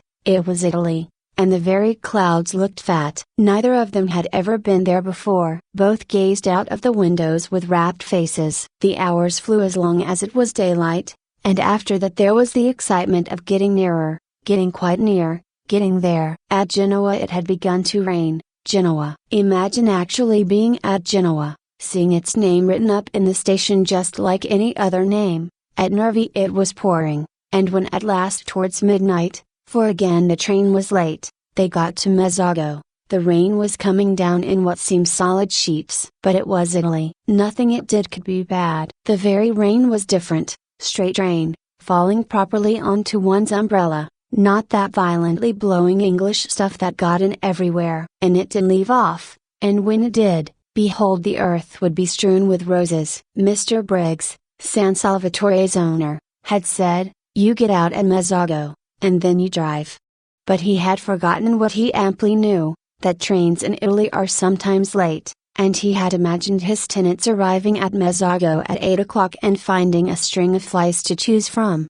The train was 4 hours late, and when Mrs. Arbuthnot and Mrs. Wilkins scrambled down the ladder-like high steps of their carriage into the black downpour, their skirts sweeping off great pools of sooty wet because their hands were full of suitcases, if it had not been for the vigilance of Domenico, the gardener at San Salvatore, they would have found nothing for them to drive in. All ordinary flies had long since gone home. Domenico, foreseeing this, had sent his aunt's fly, driven by her son his cousin, and his aunt and her fly lived in Castagneto, the village crouching at the feet of San Salvatore, and therefore, however late the train was, the fly would not dare come home without containing that which it had been sent to fetch. Domenico's cousin's name was Bippo, and he presently emerged out of the dark where Mrs. Arbuthnot and Mrs. Wilkins stood, uncertain what to do next after the train had gone on, for they could see no porter and they thought from the feel of it that they were standing not so much on a platform as in the middle of the permanent way. Beppo, who had been searching for them, emerged from the dark with a kind of pounce and talked Italian to them vociferously. Beppo was a most respectable young man, but he did not look as if he were, especially not in the dark, and he had a dripping hat slouched over one eye. They did not like the way he seized their suitcases. He could not be, they thought, a porter. However, they presently from out of his streaming talk discerned the words San Salvatore, and after that they kept on saying them to him, for it was the only Italian they knew, as they hurried after him, unwilling to lose sight of their suitcases, stumbling across rails and through puddles out to where in the road a small, high fly stood. Its hood was up, and its horse was in an attitude of thought. They climbed in, and the minute they were in, Mrs. Wilkins, indeed, could hardly be called in. The horse awoke with a start from its reverie and immediately began going home rapidly, without Beppo, without the suitcases. Beppo darted after him, making the night ring with his shouts, and caught the hanging range just in time. He explained proudly, and as it seemed to him with perfect clearness, that the horse always did that, being a fine animal full of corn and blood, and cared for by him, Beppo, as if he were his own son, and the ladies must not be alarmed. He had noticed they were clutching each other, but clear, and loud, and profuse of words though he was, they only looked at him blankly. He went on talking, however, while he piled the suitcases up round them, sure that sooner or later they must understand him, especially as he was careful to talk very loud and illustrate everything he said with the simplest elucidatory gestures, but they both continued only to look at him. They both, he noticed sympathetically, had white faces, fatigued faces, and they both had big eyes, fatigued eyes. They were beautiful ladies, he thought, and their eyes, looking at him over the tops of the suitcases, watching his every movement, there were no trunks, only numbers of suitcases, were like the eyes of the Mother of God. The only thing the ladies said, and they repeated it at regular intervals, even after they had started, gently prodding him as he sat on his box to call his attention to it, was, San Salvatore? And each time he answered vociferously, encouragingly, Si, San Salvatore. We don't know of course if he's taking us there, said Mrs. Arbuthnot at last in a low voice, after they had been driving as it seemed to them a long while, and had got off the paving stones of the sleep-shrouded town and were out on a winding road with what they could just see was a low wall on their left beyond which was a great black emptiness and the sound of the sea. On their right was something close and steep and high and black, rocks. They whispered to each other, huge rocks. No, we don't know, agreed Mrs. Wilkins, a slight coldness passing down her spine. They felt very uncomfortable. It was so late. It was so dark. The road was so lonely. Suppose a wheel came off. Suppose they met fascisti, or the opposite of fascisti. How sorry they were now that they had not slept at Genoa and come on the next morning in daylight. But that would have been the 1st of April, said Mrs. Wilkins, in a low voice. It is that now, said Mrs. Arbuthnot beneath her breath. So it is, murmured Mrs. Wilkins. They were silent. Beppo turned round on his box, a disquieting habit already noticed, for surely his horse ought to be carefully watched, and again addressed them with what he was convinced was lucidity, no patois, and the clearest explanatory movements. How much they wished their mothers had made them learn Italian when they were little. If only now they could have said, please sit round the right way and look after the horse. They did not even know what horse was in Italian. It was contemptible to be so ignorant. In their anxiety, for the road twisted round great jutting rocks, and on their left was only the low wall to keep them out of the sea should anything happen, they too began to gesticulate, waving their hands at Beppo, pointing ahead. They wanted him to turn round again and face his horse, that was all. He thought they wanted him to drive faster, and there followed a terrifying 10 minutes during which, as he supposed, he was gratifying them. He was proud of his horse, and it could go very fast. He rose in his seat, the whip cracked, the horse rushed forward, the rocks leapt towards them, the little fly swayed, the suitcases heaved, Mrs. Arbuthnot and Mrs. Wilkins clung. In this way they continued, swaying, heaving, clattering, clinging, till at a point near Castagnedo there was a rise in the road, and on reaching the foot of the rise the horse, who knew every inch of the way, stopped suddenly, throwing everything in the fly into a heap, and then proceeded up at the slowest of walks.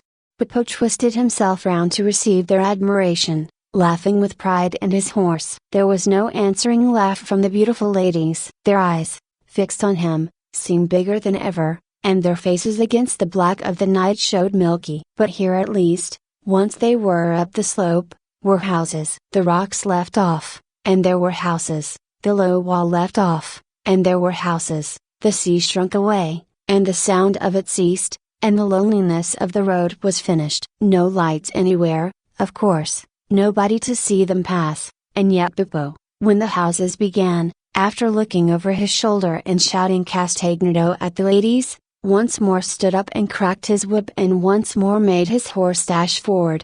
"We shall be there in a minute," Mrs. Arbuthnot said to herself, holding on. "We shall soon stop now," Mrs. Wilkins said to herself, holding on. They said nothing aloud, because nothing would have been heard above the whip cracking and the wheel clattering and the boisterous inciting noises Beppo was making at his horse. Anxiously they strained their eyes for any sight of the beginning of San Salvatore. They had supposed and hoped that after a reasonable amount of village a medieval archway would loom upon them, and through it they would drive into a garden and draw up at an open, welcoming door, with light streaming from it and those servants standing in it who, according to the advertisement, remained. Instead the fly suddenly stopped. Peering out they could see they were still in the village street, with small dark houses each side, and Beppo, throwing the reins over the horse's back as if completely confident this time that he would not go any farther, got down off his box. At the same moment, springing as it seemed out of nothing, a man and several half-grown boys appeared on each side of the fly and began dragging out the suitcases. "No, no, San Salvatore, San Salvatore!" exclaimed Mrs. Wilkins, trying to hold on to what suitcases she could. "See, San Salvatore!" they all shouted, pulling. "This can't be San Salvatore," said Mrs. Wilkins, turning to Mrs. Arbuthnot, who sat quite still watching her suitcases being taken from her with the same patience she applied to lesser evils. She knew she could do nothing if these men were wicked men determined to have her suitcases. "I don't think it can be," she admitted, and could not refrain from a moment's wonder at the ways of God. Had she really been brought here, she and poor Mrs. Wilkins, after so much trouble in arranging it, so much difficulty and worry, along such devious paths of prevarication and deceit, only to be— She checked her thoughts, and gently said to Mrs. Wilkins, while the ragged youths disappeared with the suitcases into the night and the man with the lantern helped Beppo pull the rug off her, that they were both in God's hands, and for the first time on hearing this, Mrs. Wilkins was afraid.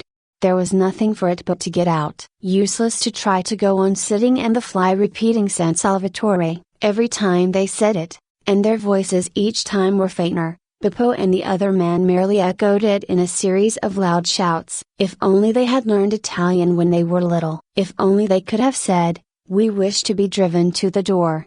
But they did not even know what door was in Italian. Such ignorance was not only contemptible, it was, they now saw, definitely dangerous. Useless, however, to lament it now, useless to put off whatever it was that was going to happen to them by trying to go on sitting in the fly. They therefore got out. The two men opened their umbrellas for them and handed them to them. From this they received a faint encouragement, because they could not believe that if these men were wicked they would pause to open umbrellas. The man with the lantern then made signs to them to follow him, talking loud and quickly, and Beppo, they noticed, remained behind. Ought they to pay him? Not, they thought, if they were going to be robbed and perhaps murdered. Surely on such an occasion one did not pay. Besides, he had not after all brought them to San Salvatore. Where they had got to was evidently somewhere else. Also, he did not show the least wish to be paid. He let them go away into the night with no clamor at all. This, they could not help thinking, was a bad sign. He asked for nothing because presently he was to get so much. They came to some steps. The road ended abruptly in a church and some descending steps. The man held the lantern low for them to see the steps. "San Salvatore?" said Mrs. Wilkins once again, very faintly, before committing herself to the steps. It was useless to mention it now, of course, but she could not go down steps in complete silence. No medieval castle, she was sure, was ever built at the bottom of steps. Again, however, came the echoing shout, "See, see, San Salvatore!" They descended gingerly, holding up their skirts just as if they would be wanting them another time and had not in all probability finished with skirts forever.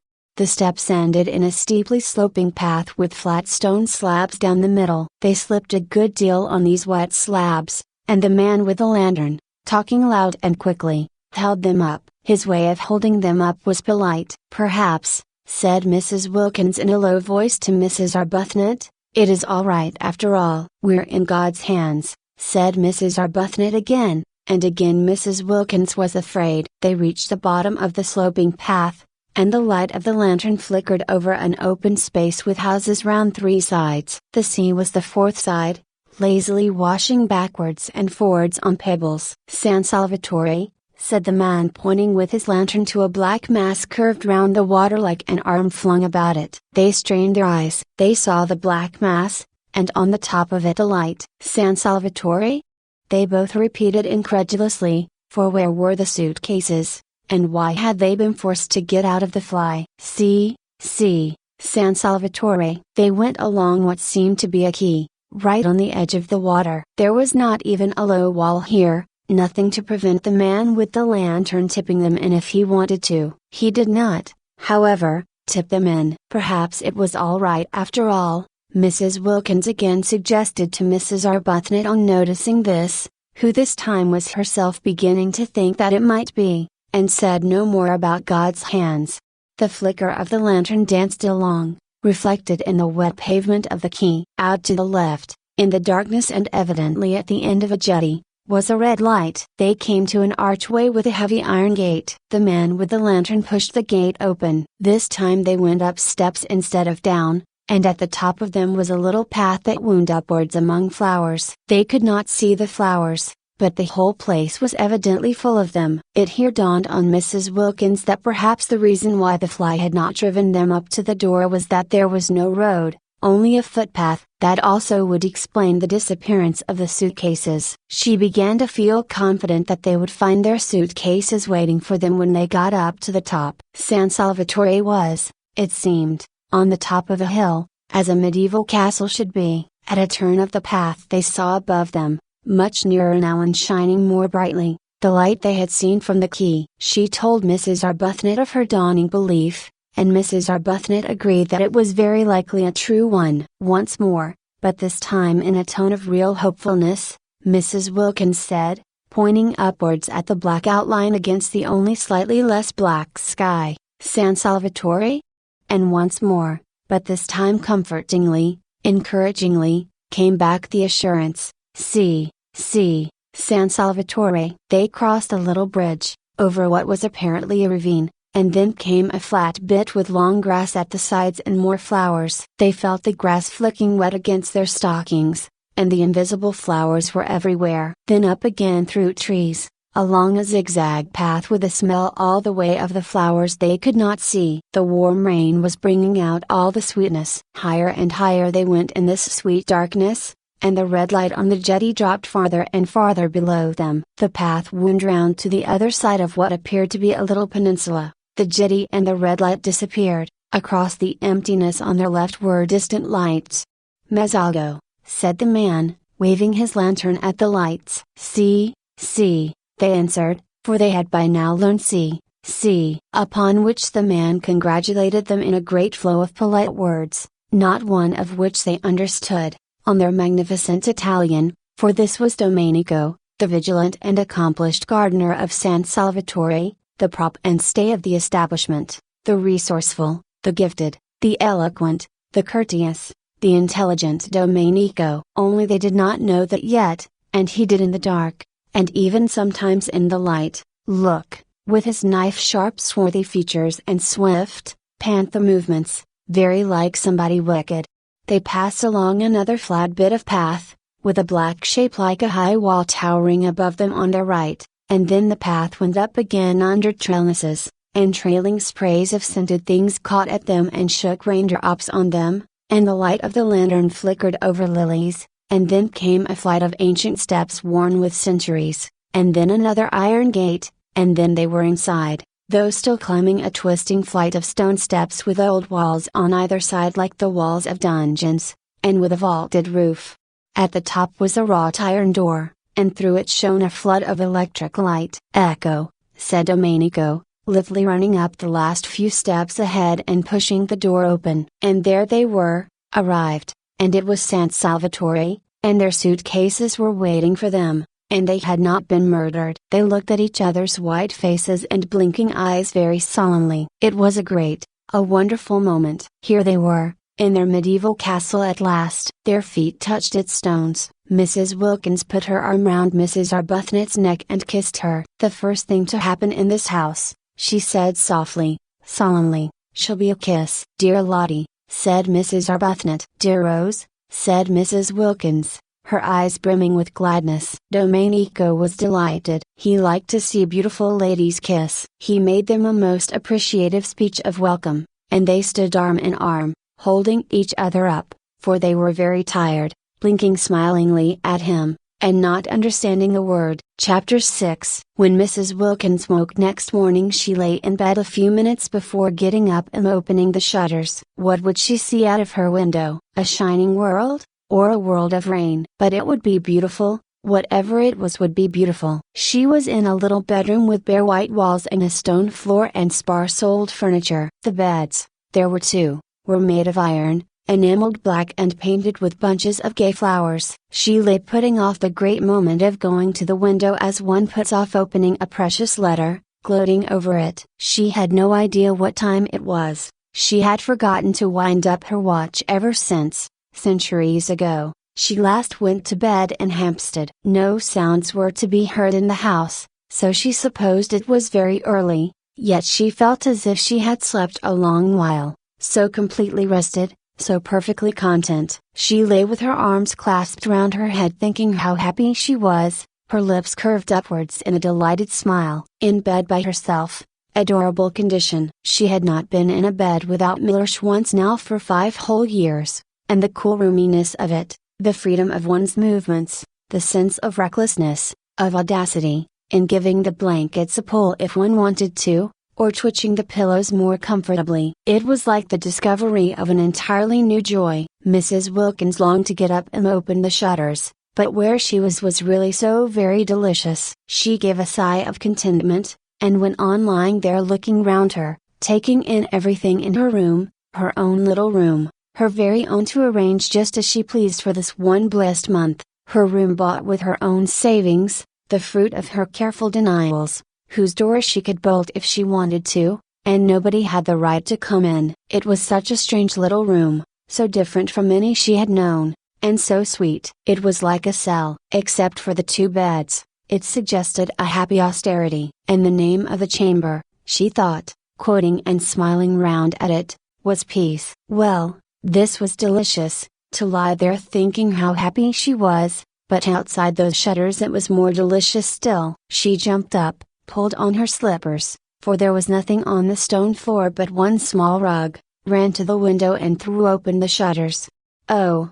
cried Mrs. Wilkins. All the radiance of April in Italy lay gathered together at her feet. The sun poured in on her. The sea lay asleep in it, hardly stirring. Across the bay the lovely mountains, exquisitely different in color, were asleep too in the light, and underneath her window, at the bottom of the flower-starred grass slope from which the wall of the castle rose up, was a great cypress, cutting through the delicate blues and violets and rose colors of the mountains and the sea like a great black sword. She stared. Such beauty, and she there to see it. Such beauty, and she alive to feel it. Her face was bathed in light. Lovely scents came up to the window and caressed her. A tiny breeze gently lifted her hair. Far out in the bay a cluster of almost motionless fishing boats hovered like a flock of white birds on the tranquil sea. How beautiful, How beautiful not to have died before this. To have been allowed to see, breathe, feel this. She stared, her lips parted. Happy, poor, ordinary, everyday word. But what could one say? How could one describe it? It was as though she could hardly stay inside herself. It was as though she were too small to hold so much of joy. It was as though she were washed through with light. And how astonishing to feel this sheer bliss, for here she was, not doing and not going to do a single unselfish thing, not going to do a thing she didn't want to do. According to everybody she had ever come across, she ought at least to have twinges. She had not one twinge. Something was wrong somewhere. Wonderful that at home she should have been so good, so terribly good, and merely felt tormented. Twinges of every sort had there been her portion, aches, hurts, discouragements, and she the whole time being steadily unselfish. Now she had taken off all her goodness and left it behind her like a heap of rain-sodden clothes, and she only felt joy. She was naked of goodness,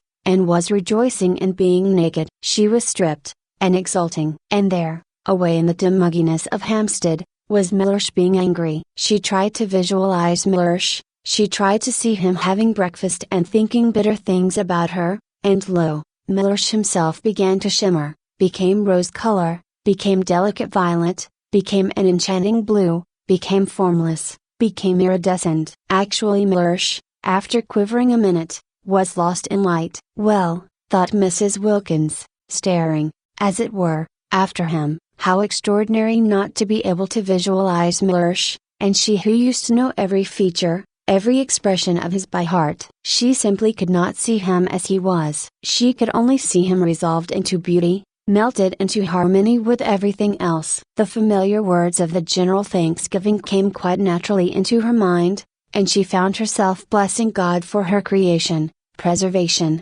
and all the blessings of this life, but above all for his inestimable love, out loud, in a burst of acknowledgment. While Mellersh, at that moment angrily pulling on his boots before going out into the dripping streets, was indeed thinking bitter things about her. She began to dress, choosing clean white clothes in honor of the summer's day, unpacking her suitcases, tidying her adorable little room. She moved about with quick, purposeful steps, her long thin body held up straight, her small face, so much puckered at home with effort and fear, smoothed out. All she had been and done before this morning, all she had felt and worried about, was gone. Each of her worries behaved as the image of Mellersh had behaved, and dissolved into color and light. And she noticed things she had not noticed for years. When she was doing her hair in front of the glass she noticed it, and thought, why, what pretty stuff. For years she had forgotten she had such a thing as hair, plaiting it in the evening and unplaiting it in the morning with the same hurry and indifference with which she laced and unlaced her shoes. Now she suddenly saw it, and she twisted it round her fingers before the glass, and was glad it was so pretty. Mellersh couldn't have seen it either, for he had never said a word about it. Well, when she got home she would draw his attention to it. Mellersh, she would say, look at my hair. Aren't you pleased you've got a wife with hair like curly honey? She laughed. She had never said anything like that to Mellersh yet, and the idea of it amused her. But why had she not? Oh yes, she used to be afraid of him. Funny to be afraid of anybody, and especially of one's husband, whom one saw in his more simplified moments, such as asleep, and not breathing properly through his nose. When she was ready she opened her door to go across to see if Rose, who had been put the night before by a sleepy maidservant into a cell opposite, were awake. She would say good morning to her, and then she would run down and stay with that Cypress Street till breakfast was ready, and after breakfast she wouldn't so much as look out of a window till she had helped Rose get everything ready for Lady Caroline and Mrs. Fisher. There was much to be done that day, settling in, arranging the rooms. She mustn't leave Rose to do it alone. They would make it all so lovely for the two to come, have such an entrancing vision ready for them of little cells bright with flowers. She remembered she had wanted Lady Caroline not to come, fancy wanting to shut someone out of heaven because she thought she would be shy of her. And as though it mattered if she were, and as though she would be anything so self-conscious as shy. Besides, What a reason! She could not accuse herself of goodness over that. And she remembered she had wanted not to have Mrs. Fisher either, because she had seemed lofty. How funny of her! So funny to worry about such little things, making them important. The bedrooms and two of the sitting rooms at San Salvatore were on the top floor, and opened into a roomy hall with a wide glass window at the north end. San Salvatore was rich in small gardens in different parts and on different levels. The garden this window looked down on was made on the highest part of the walls, and could only be reached through the corresponding spacious hall on the floor below. When Mrs. Wilkins came out of her room, this window stood wide open, and beyond it in the sun was a Judas tree in full flower. There was no sign of anybody. No sound of voices or feet. Tubs of arum lilies stood about on the stone floor, and on a table flamed a huge bunch of fierce nasturtiums. Spacious, flowery, silent, with a wide window at the end opening into the garden, and the Judas tree absurdly beautiful in the sunshine, it seemed to Mrs. Wilkins, arrested on her way across to Mrs. Arbuthnot, too good to be true. Was she really going to live in this for a whole month? Up to now she had had to take what beauty she could as she went along, snatching at little bits of it when she came across it, a patch of daisies on a fine day in a Hampstead field, a flash of sunset between two chimney pots. She had never been in definitely, completely beautiful places. She had never been even in a venerable house, and such a thing as a profusion of flowers in her rooms was unattainable to her. Sometimes in the spring she had bought 6 tulips at Shoolbred's, unable to resist them, conscious that Miller, if he knew what they had cost, would think it inexcusable, but they had soon died, and then there were no more. As for the Judas tree, she hadn't an idea what it was, and gazed at it out there against the sky with the rapt expression of one who sees a heavenly vision. Mrs. Arbuthnot, coming out of her room, found her there like that, standing in the middle of the hall staring. Now what does she think she sees now? Thought Mrs. Arbuthnot. We are in God's hands, said Mrs. Wilkins, turning to her, speaking with extreme conviction. Oh! said Mrs. Arbuthnot quickly, her face, which had been covered with smiles when she came out of her room, falling. Why? What has happened? For Mrs. Arbuthnot had woken up with such a delightful feeling of security, of relief, and she did not want to find she had not after all escaped from the need of refuge. She had not even dreamed of Frederick. For the first time for years she had been spared the nightly dream that he was with her, that they were heart to heart, and its miserable awakening. She had slept like a baby, and had woken up confident. She had found there was nothing she wished to say in her morning prayer except thank you. It was disconcerting to be told she was after all in God's hands. I hope nothing has happened?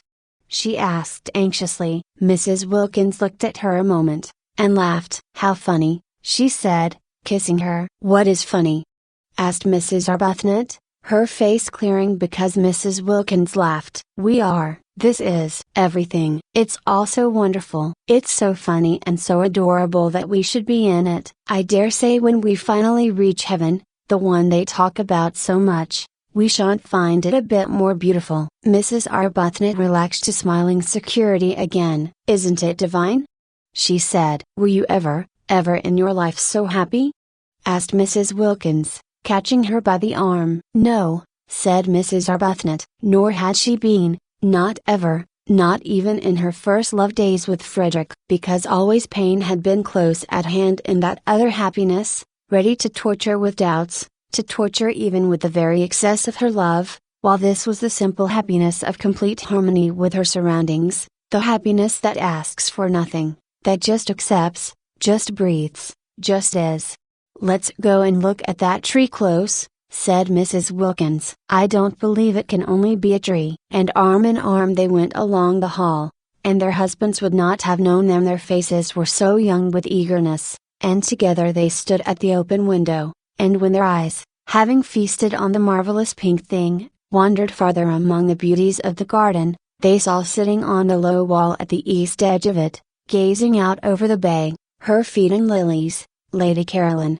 They were astonished. They said nothing in their astonishment, but stood quite still, arm in arm, staring down at her. She too had on a white frock, and her head was bare. They had had no idea that day in London, when her hat was down to her nose and her furs were up to her ears, that she was so pretty. They had merely thought her different from the other women in the club, and so had the other women themselves, and so had all the waitresses, eyeing her sideways and eyeing her again as they passed a corner where she sat talking, but they had had no idea she was so pretty. She was exceedingly pretty. Everything about her was very much that which it was. Her fair hair was very fair, her lovely gray eyes were very lovely and gray, her dark eyelashes were very dark, her white skin was very white, her red mouth was very red. She was extravagantly slender, the merest thread of a girl, though not without little curves beneath her thin frock where little curves should be. She was looking out across the bay,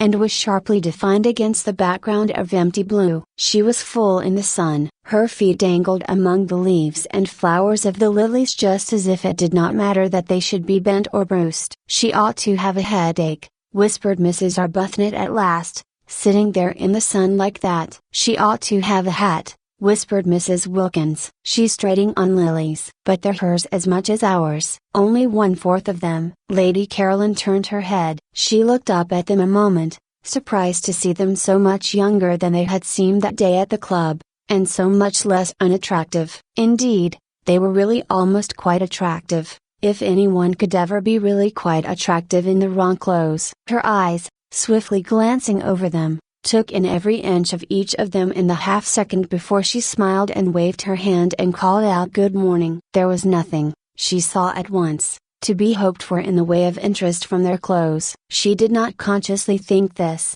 for she was having a violent reaction against beautiful clothes and the slavery they impose on one, her experience being that the instant one had got them they took one in hand and gave one no peace till they had been everywhere and been seen by everybody. You didn't take your clothes to parties, they took you. It was quite a mistake to think that a woman, a really well-dressed woman, wore out her clothes. It was the clothes that wore out the woman, dragging her about at all hours of the day and night. No wonder men stayed young longer. Just new trousers couldn't excite them. She couldn't suppose that even the newest trousers ever behave like that, taking the bit between their teeth. Her images were disorderly, but she thought as she chose, she used what images she liked. As she got off the wall and came towards the window, it seemed a restful thing to know she was going to spend an entire month with people in dresses made as she dimly remembered dresses used to be made 5 summers ago. I got here yesterday morning, she said, looking up at them and smiling. She really was bewitching. She had everything, even a dimple. It's a great pity, said Mrs. Arbuthnot, smiling back, because we were going to choose the nicest room for you. Oh, but I've done that, said Lady Caroline. At least, I think it's the nicest. It looks 2 ways. I adore a room that looks 2 ways, don't you? Over the sea to the west, and over this Judas Street to the north, and we had meant to make it pretty for you with flowers, said Mrs. Wilkins. Oh, Domenico did that. I told him to directly I got here. He's the gardener. He's wonderful. It's a good thing, of course, said Mrs. Arbuthnot a little hesitatingly, to be independent, and to know exactly what one wants. Yes, it saves trouble, agreed Lady Caroline. But one shouldn't be so independent, said Mrs. Wilkins, as to leave no opportunity for other people to exercise their benevolences on one. Lady Caroline, who had been looking at Mrs. Arbuthnot, now looked at Mrs. Wilkins. That day at that queer club she had had merely a blurred impression of Mrs. Wilkins, for it was the other one who did all the talking, and her impression had been of somebody so shy, so awkward that it was best to take no notice of her. She had not even been able to say goodbye properly, doing it in an agony, turning red, turning damp. Therefore she now looked at her in some surprise, and she was still more surprised when Mrs. Wilkins added, gazing at her with the most obvious sincere admiration, speaking indeed with a conviction that refused to remain unuttered, I didn't realize you were so pretty. She stared at Mrs. Wilkins. She was not usually told this quite so immediately and roundly, abundantly as she was used to it, impossible not to be after 28 solid years. It surprised her to be told it with such bluntness, and by a woman. It's very kind of you to think so, she said. Why, you're lovely, said Mrs. Wilkins. Quite lovely. I hope, said Mrs. Arbuthnot pleasantly, You make the most of it." Lady Caroline then stared at Mrs. Arbuthnot. "Oh yes," she said. "I make the most of it. I've been doing that ever since I can remember." "Because," said Mrs. Arbuthnot, smiling and raising a warning forefinger, "it won't last." Then Lady Caroline began to be afraid these two were originals. If so, she would be bored. Nothing bored her so much as people who insisted on being original, who came and buttonholed her and kept her waiting while they were being original. And the one who admired her, it would be tiresome if she dogged her about in order to look at her. What she wanted of this holiday was complete escape from all she had had before. She wanted the rest of complete contrast. Being admired, being dogged, wasn't contrast, it was repetition. And as for originals, to find herself shut up with two on the top of a precipitous hill in a medieval castle built for the express purpose of preventing easygoings out and in, would not, she was afraid, be especially restful. Perhaps she had better be a little less encouraging. They had seemed such timid creatures, even the dark one, she couldn't remember their names, that day at the club, that she had felt it quite safe to be very friendly. Here they had come out of their shells, already, indeed, at once. There was no sign of timidity about either of them here. If they had got out of their shells so immediately, at the very first contact, unless she checked them they would soon begin to press upon her, and then goodbye to her dream of 30 restful, silent days, lying unmolested in the sun, getting her feathers smooth again, not being spoken to, not waited on, not grabbed at and monopolized, but just recovering from the fatigue, the deep and melancholy fatigue, of the too much.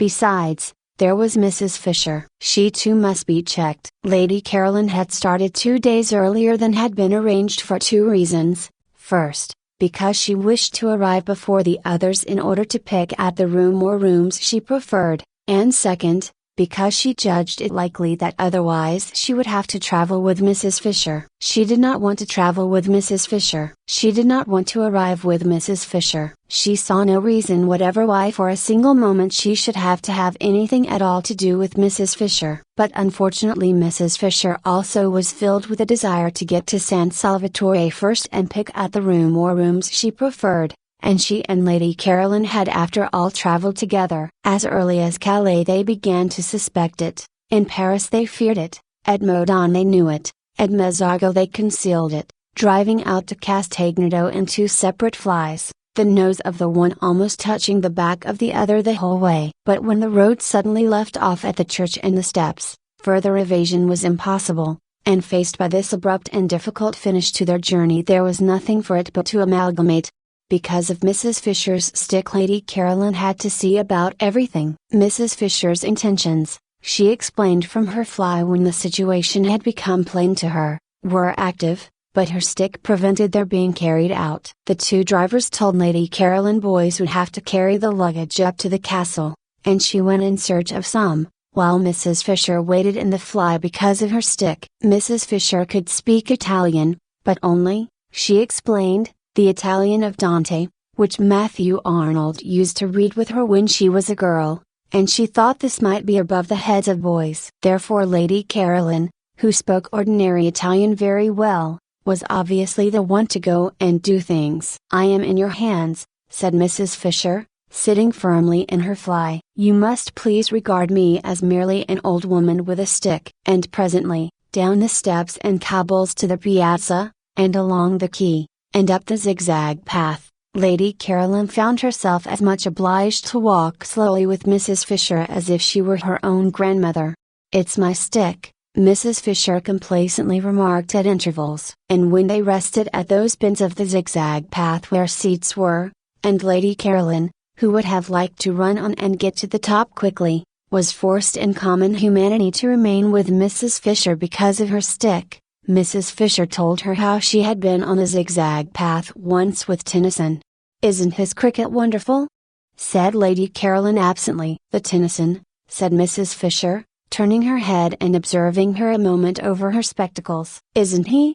said Lady Caroline. "I am speaking," said Mrs. Fisher, "of Alfred." "Oh," said Lady Caroline, "and it was a path, too," Mrs. Fisher went on severely. "Curiously like this. No eucalyptus tree, of course, but otherwise curiously like this. And at one of the bends he turned and said to me, I see him now turning and saying to me, yes, Mrs. Fisher would have to be checked, and so would these two up at the window. She had better begin at once. She was sorry she had got off the wall. All she need have done was to have waved her hand, and waited till they came down and out into the garden to her. So she ignored Mrs. Arbuthnot's remark and raised forefinger, and said with marked coldness, at least, she tried to make it sound marked, that she supposed they would be going to breakfast, and that she had had hers. But it was her fate that however coldly she sent forth her words they came out sounding quite warm and agreeable. That was because she had a sympathetic and delightful voice,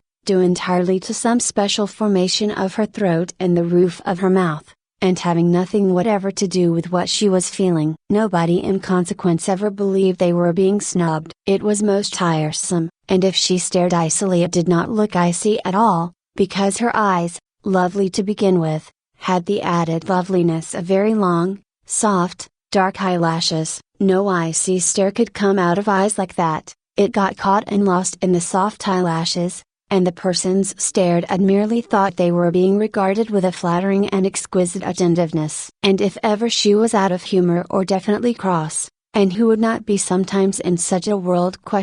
She only looked so pathetic that people all rushed to comfort her, if possible by means of kissing. It was more than tiresome, it was maddening. Nature was determined that she should look and sound angelic. She could never be disagreeable or rude without being completely misunderstood. I had my breakfast in my room, she said, trying her utmost to sound curt. Perhaps I'll see you later. And she nodded, and went back to where she had been sitting on the wall, with the lilies being nice and cool round her feet. Chapter 7. Their eyes followed her admiringly. They had no idea they had been snubbed. It was a disappointment, of course, to find she had forestalled them and that they were not to have the happiness of preparing for her, of watching her face when she arrived and first saw everything, but there was still Mrs. Fisher. They would concentrate on Mrs. Fisher, and would watch her face instead, only, like everybody else, they would have preferred to watch Lady Caroline's.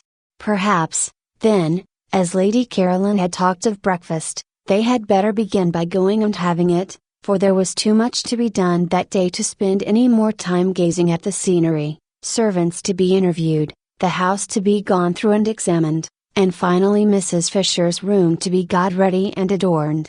They waved their hands gaily at Lady Caroline, who seemed absorbed in what she saw and took no notice, and turning away found the maidservant of the night before had come up silently behind them in cloth slippers with string soles.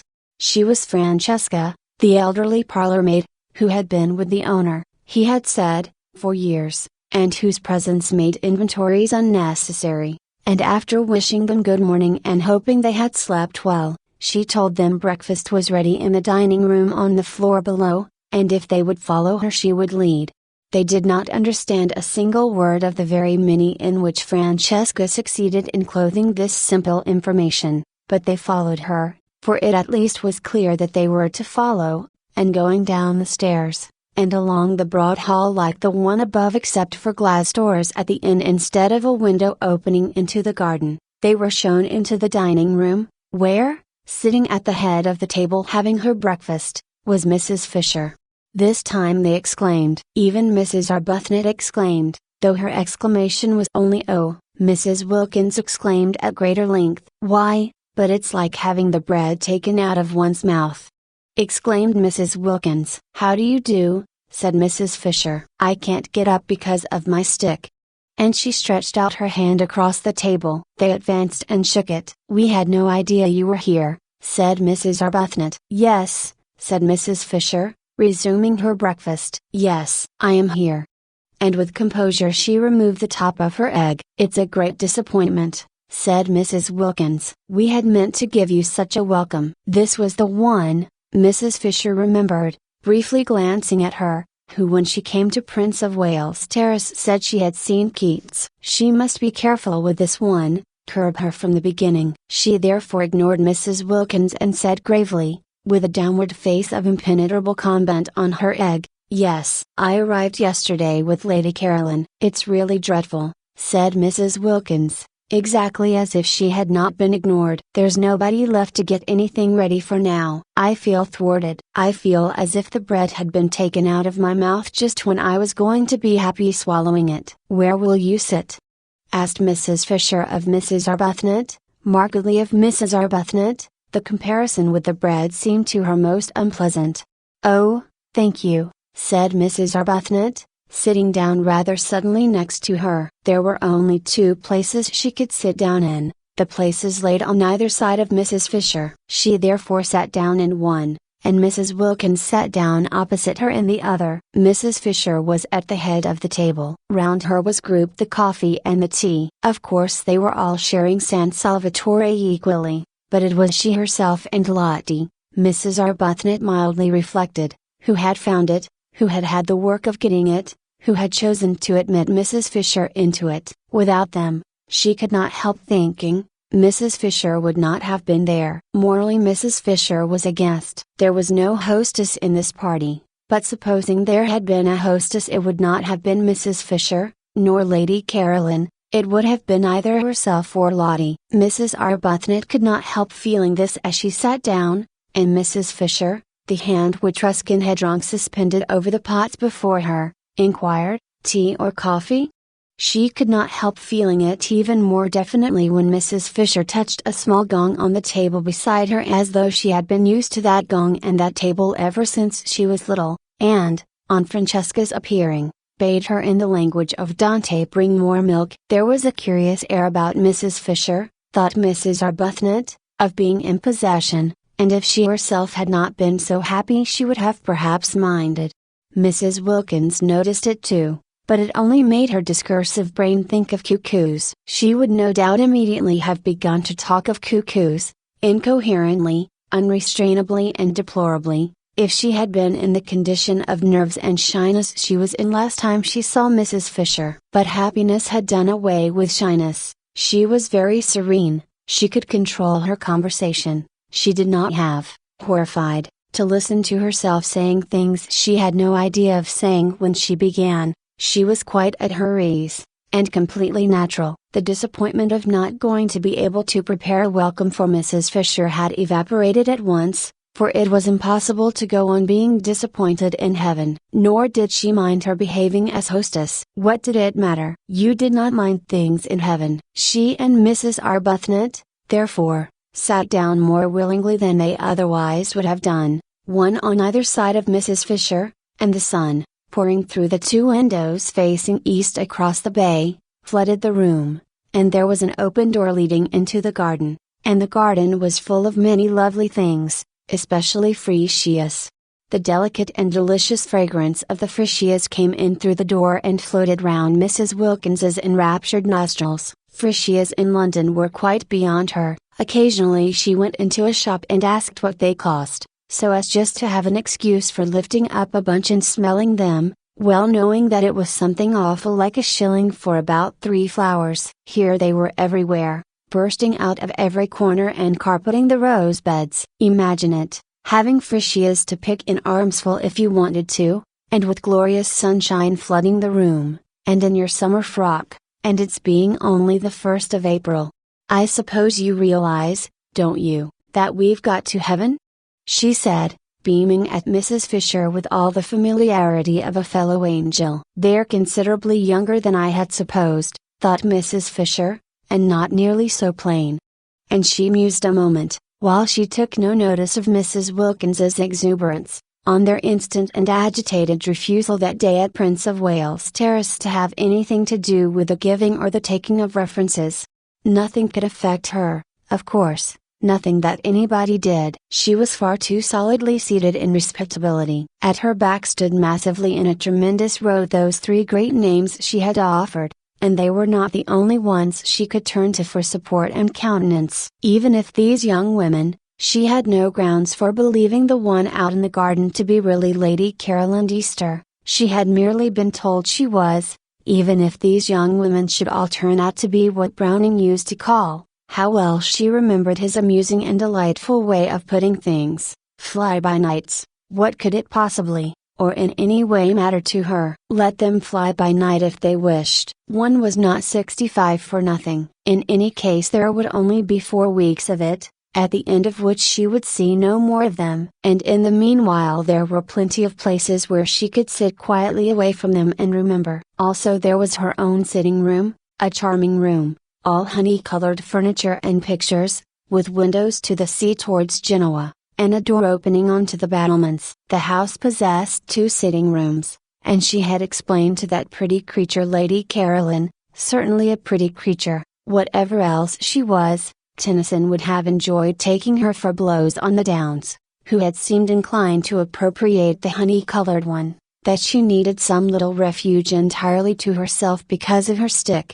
Nobody wants to see an old woman hobbling about everywhere, she had said. I shall be quite content to spend much of my time by myself in here or sitting out on these convenient battlements. And she had a very nice bedroom, too. It looked 2 ways, across the bay to the morning sun. She liked the morning sun, and onto the garden. There were only 2 of these bedrooms with cross views in the house, she and Lady Caroline had discovered, and they were by far the airiest. They each had 2 beds in them, and she and Lady Caroline had had the extra beds taken out at once and put into 2 of the other rooms. In this way there was much more space and comfort. Lady Caroline, indeed, had turned hers into a bed-sitting room, with a sofa out of the bigger drawing room and the writing table and the most comfortable chair, but she herself had not had to do that because she had her own sitting room, equipped with what was necessary. Lady Caroline had thought at first of taking the bigger sitting room entirely for her own, because the dining room on the floor below could quite well be used between meals to sit in by the 2 others, and was a very pleasant room with nice chairs, but she had not liked the bigger sitting room's shape. It was a round room in the tower, with deep slit windows pierced through the massive walls, and a domed and ribbed ceiling arranged to look like an open umbrella, and it seemed a little dark. Undoubtedly Lady Caroline had cast covetous glances at the honey-colored room, and if she, Mrs. Fisher, had been less firm would have installed herself in it. Which would have been absurd. I hope, said Mrs. Arbuthnot, smilingly making an attempt to convey to Mrs. Fisher that though she, Mrs. Fisher, might not be exactly a guest she certainly was not in the very least a hostess. Your room is comfortable. Quite, said Mrs. Fisher. Will you have some more coffee? No, thank you. Will you? No, thank you. There were 2 beds in my bedroom, filling it up unnecessarily, and I had one taken out. It has made it much more convenient. Oh, that's why I've got 2 beds in my room, exclaimed Mrs. Wilkins, illuminated. The second bed in her little cell had seemed an unnatural and inappropriate object from the moment she saw it.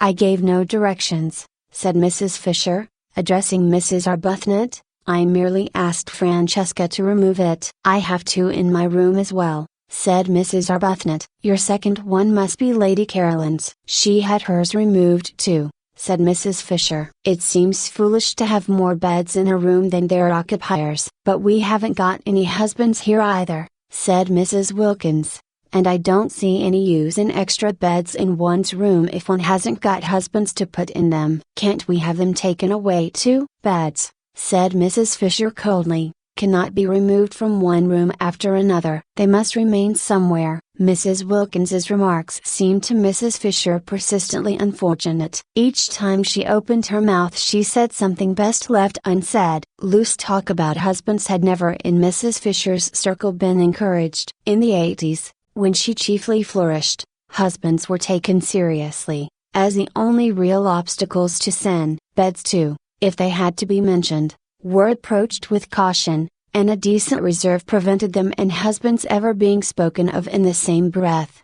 She turned more markedly than ever to Mrs. Arbuthnot. Do let me give you a little more coffee, she said. No, thank you. But won't you have some more? No indeed. I never have more than 2 cups at breakfast. Would you like an orange? No, thank you. Would you? No, I don't eat fruit at breakfast. It is an American fashion which I am too old now to adopt. Have you had all you want? Quite. Have you? Mrs. Fisher paused before replying. Was this a habit, this trick of answering a simple question with the same question? If so, it must be curbed, for no one could live for 4 weeks in any real comfort with somebody who had a habit. She glanced at Mrs. Arbuthnot, and her parted hair and gentle brow reassured her. No, it was accident, not habit, that had produced those echoes. She could as soon imagine a dove having tiresome habits as Mrs. Arbuthnot. Considering her, she thought what a splendid wife she would have been for poor Carlyle. So much better than that horrid clever Jane. She would have soothed him. Then shall we go?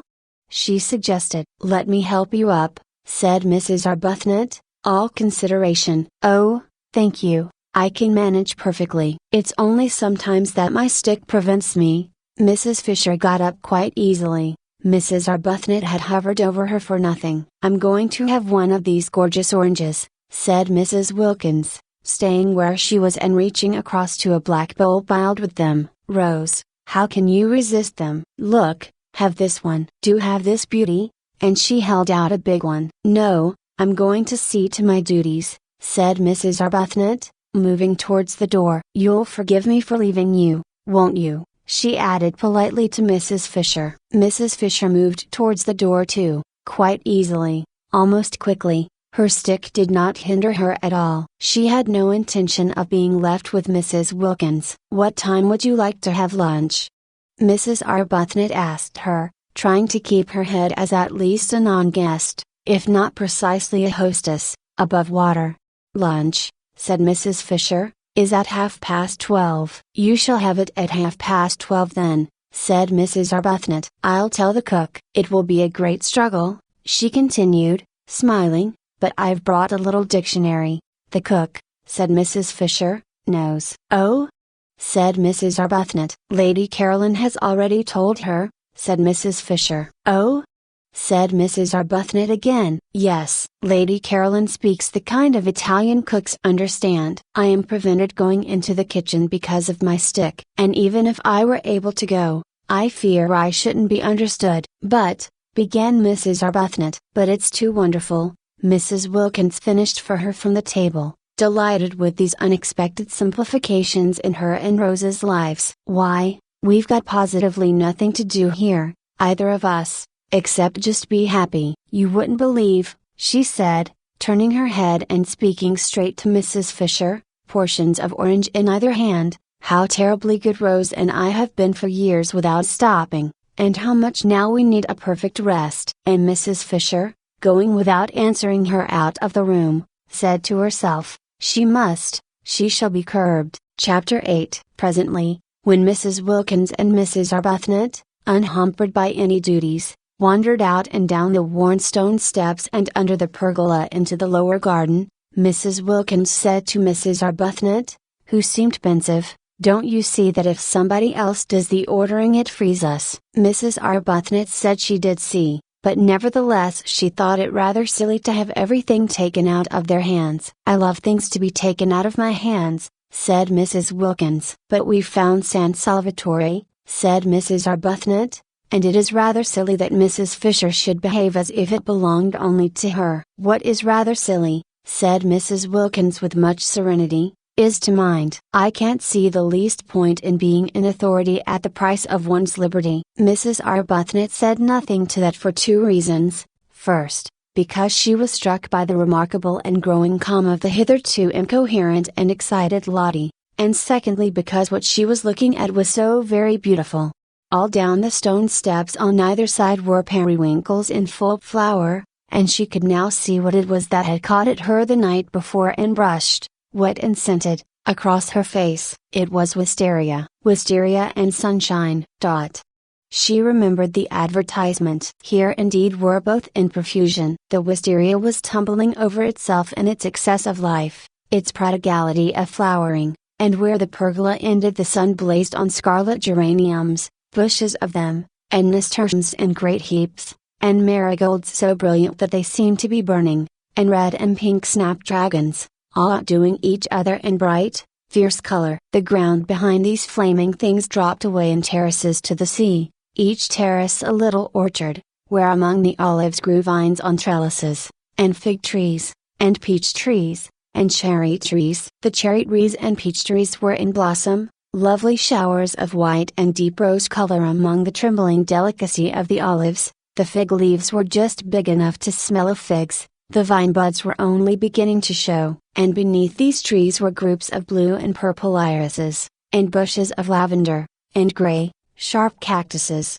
and the grass was thick with dandelions and daisies, and right down at the bottom was the sea. Color seemed flung down anyhow, anywhere, every sort of color, piled up in heaps, pouring along in rivers. The periwinkles looked exactly as if they were being poured down each side of the steps, and flowers that grow only in borders in England, proud flowers keeping themselves to themselves over there, such as the great blue irises and the lavender, were being jostled by small, shining common things like dandelions and daisies and the white bells of the wild onion, and only seemed the better and the more exuberant for it. They stood looking at this crowd of loveliness, this happy jumble, in silence. No, it didn't matter what Mrs. Fisher did, not here, not in such beauty. Mrs. Arbuthnot's discomposure melted out of her. In the warmth and light of what she was looking at, of what to her was a manifestation, an entirely new side of God, how could one be discomposed? If only Frederick were with her, seeing it too, seeing as he would have seen it when first they were lovers, in the days when he saw what she saw and loved what she loved.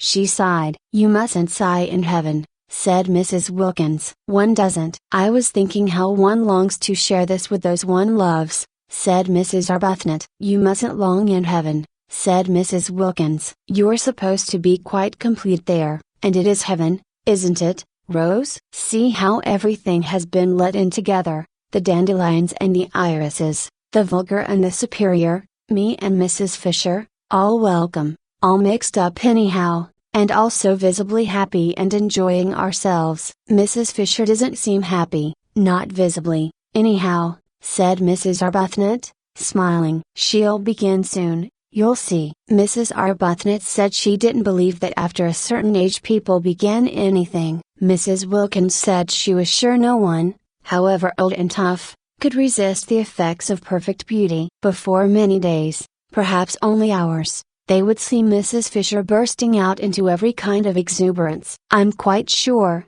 said Mrs. Wilkins, "that we've got to heaven, and once Mrs. Fisher realizes that that's where she is, she's bound to be different. You'll see. She'll leave off being ossified, and go all soft and able to stretch, and we shall get why, I shouldn't be surprised if we get quite fond of her." The idea of Mrs. Fisher bursting out into anything, she who seemed so particularly firmly fixed inside her buttons, made Mrs. Arbuthnot laugh. She condoned Lottie's loose way of talking of heaven, because in such a place, on such a morning, condemnation was in the very air. Besides, what an excuse there was, and Lady Caroline, sitting where they had left her before breakfast on the wall, peeped over when she heard laughter, and saw them standing on the path below, and thought what a mercy it was they were laughing down there and had not come up and done it round her. She disliked jokes at all times, but in the morning she hated them, especially close up,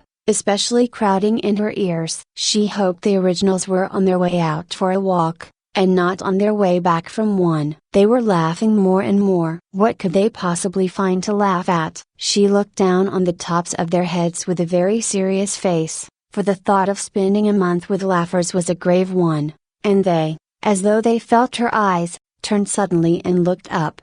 The dreadful geniality of those women.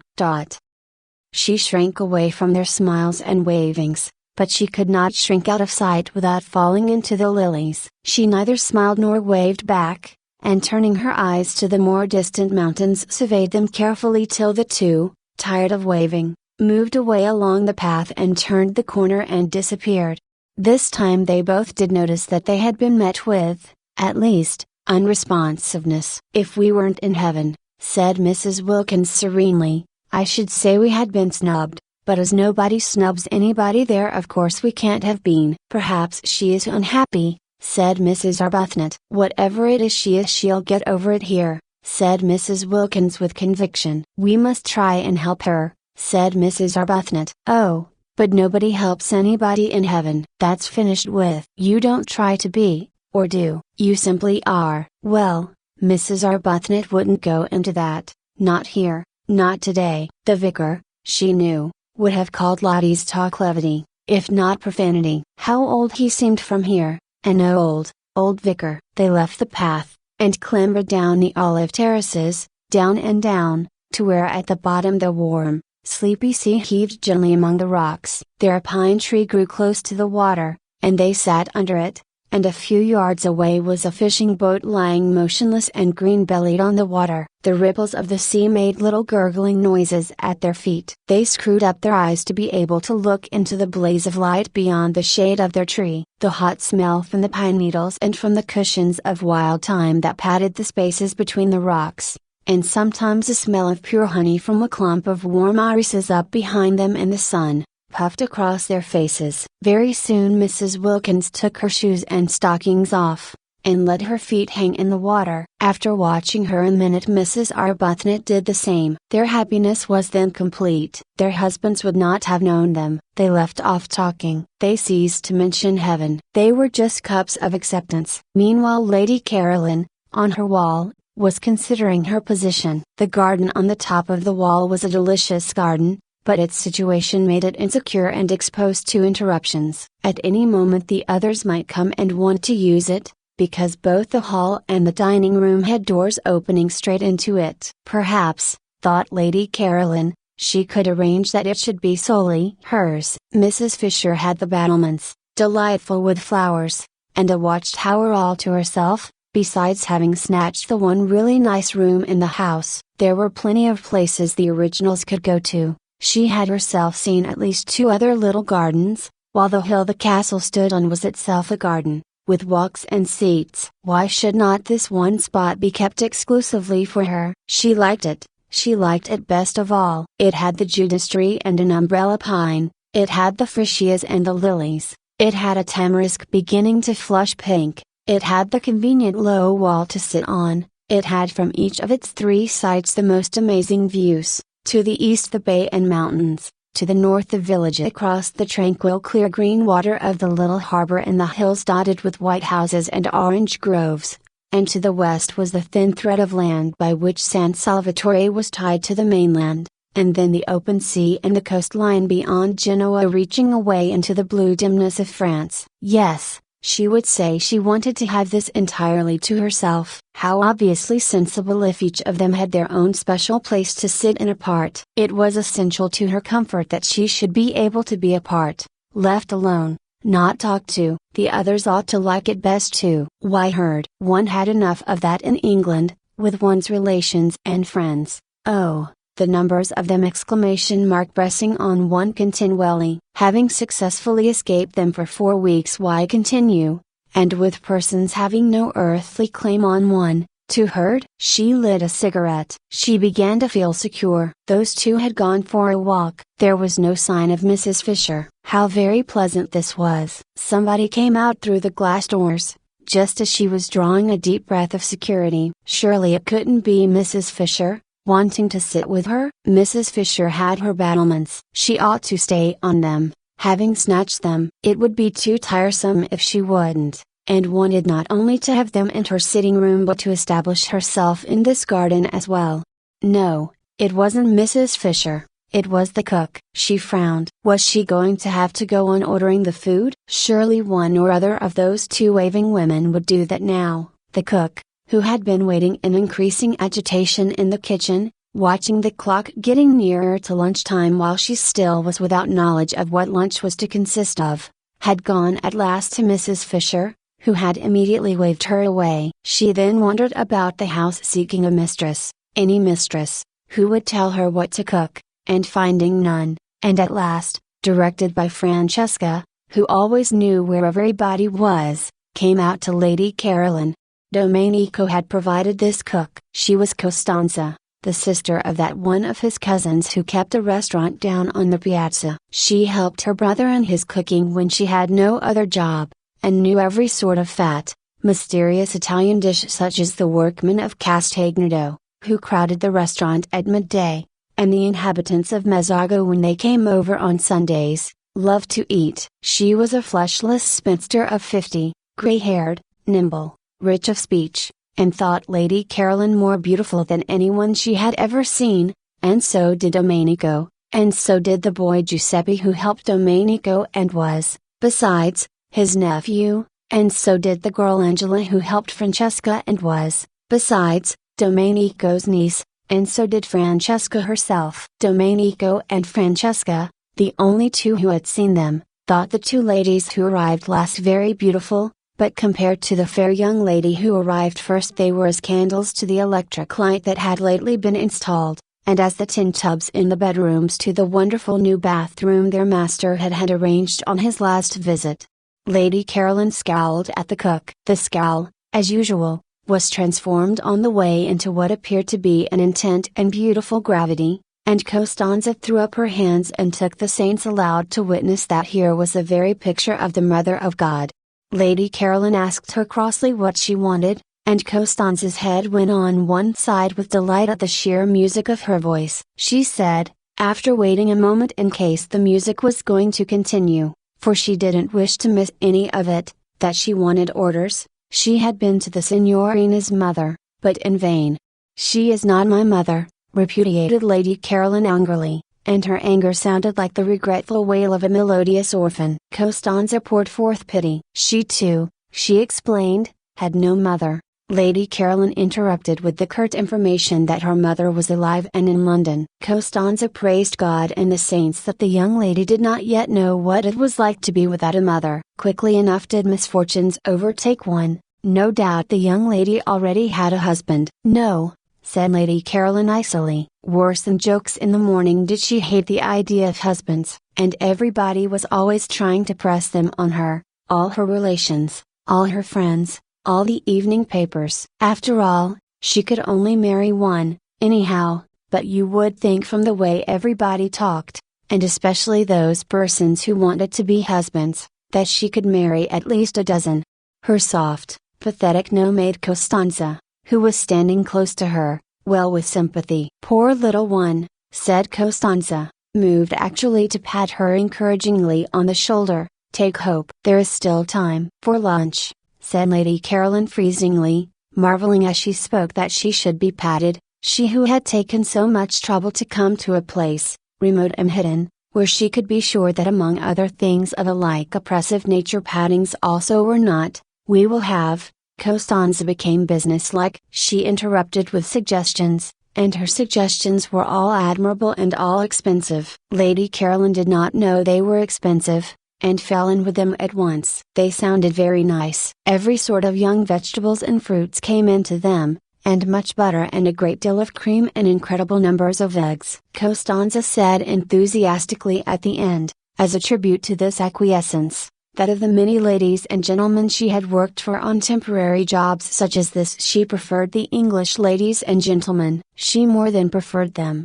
They roused devotion in her. For they know what to order, they did not skimp, they refrained from grinding down the faces of the poor. From this Lady Caroline concluded that she had been extravagant, and promptly countermanded the cream. Costanza's face fell, for she had a cousin who had a cow, and the cream was to have come from them both. And perhaps we had better not have chickens, said Lady Caroline. Costanza's face fell more, for her brother at the restaurant kept chickens in his backyard, and many of them were ready for killing. Also do not order strawberries till I have consulted with the other ladies, said Lady Caroline, remembering that it was only the 1st of April, and that perhaps people who lived in Hampstead might be poor, indeed, must be poor, or why live in Hampstead. It is not I who am mistress here. Is it the old one? Asked Costanza, her face very long. No, said Lady Caroline. Which of the other two ladies is it? Neither, said Lady Caroline. Then Costanza's smiles returned, for the young lady was having fun with her and making jokes. She told her so, in her friendly Italian way, and was genuinely delighted. I never make jokes, said Lady Caroline briefly. You had better go, or lunch will certainly not be ready by 12:30. And these curt words came out sounding so sweet that Costanza felt as if kind compliments were being paid her, and forgot her disappointment about the cream and the chickens, and went away all gratitude and smiles.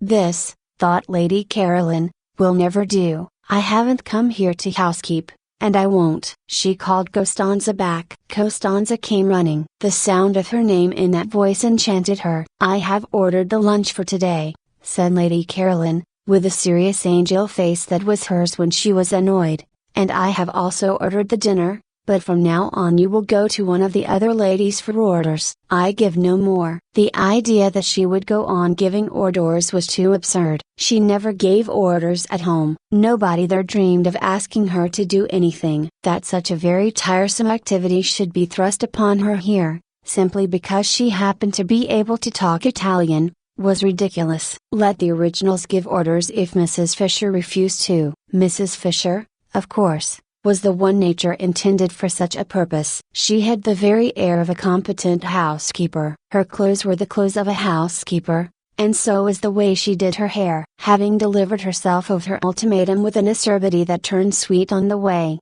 and accompanied it by a peremptory gesture of dismissal that had the grace and loving kindness of a benediction, it was annoying that Costanza should only stand still with her head on one side gazing at her in obvious delight. "Oh, go away!"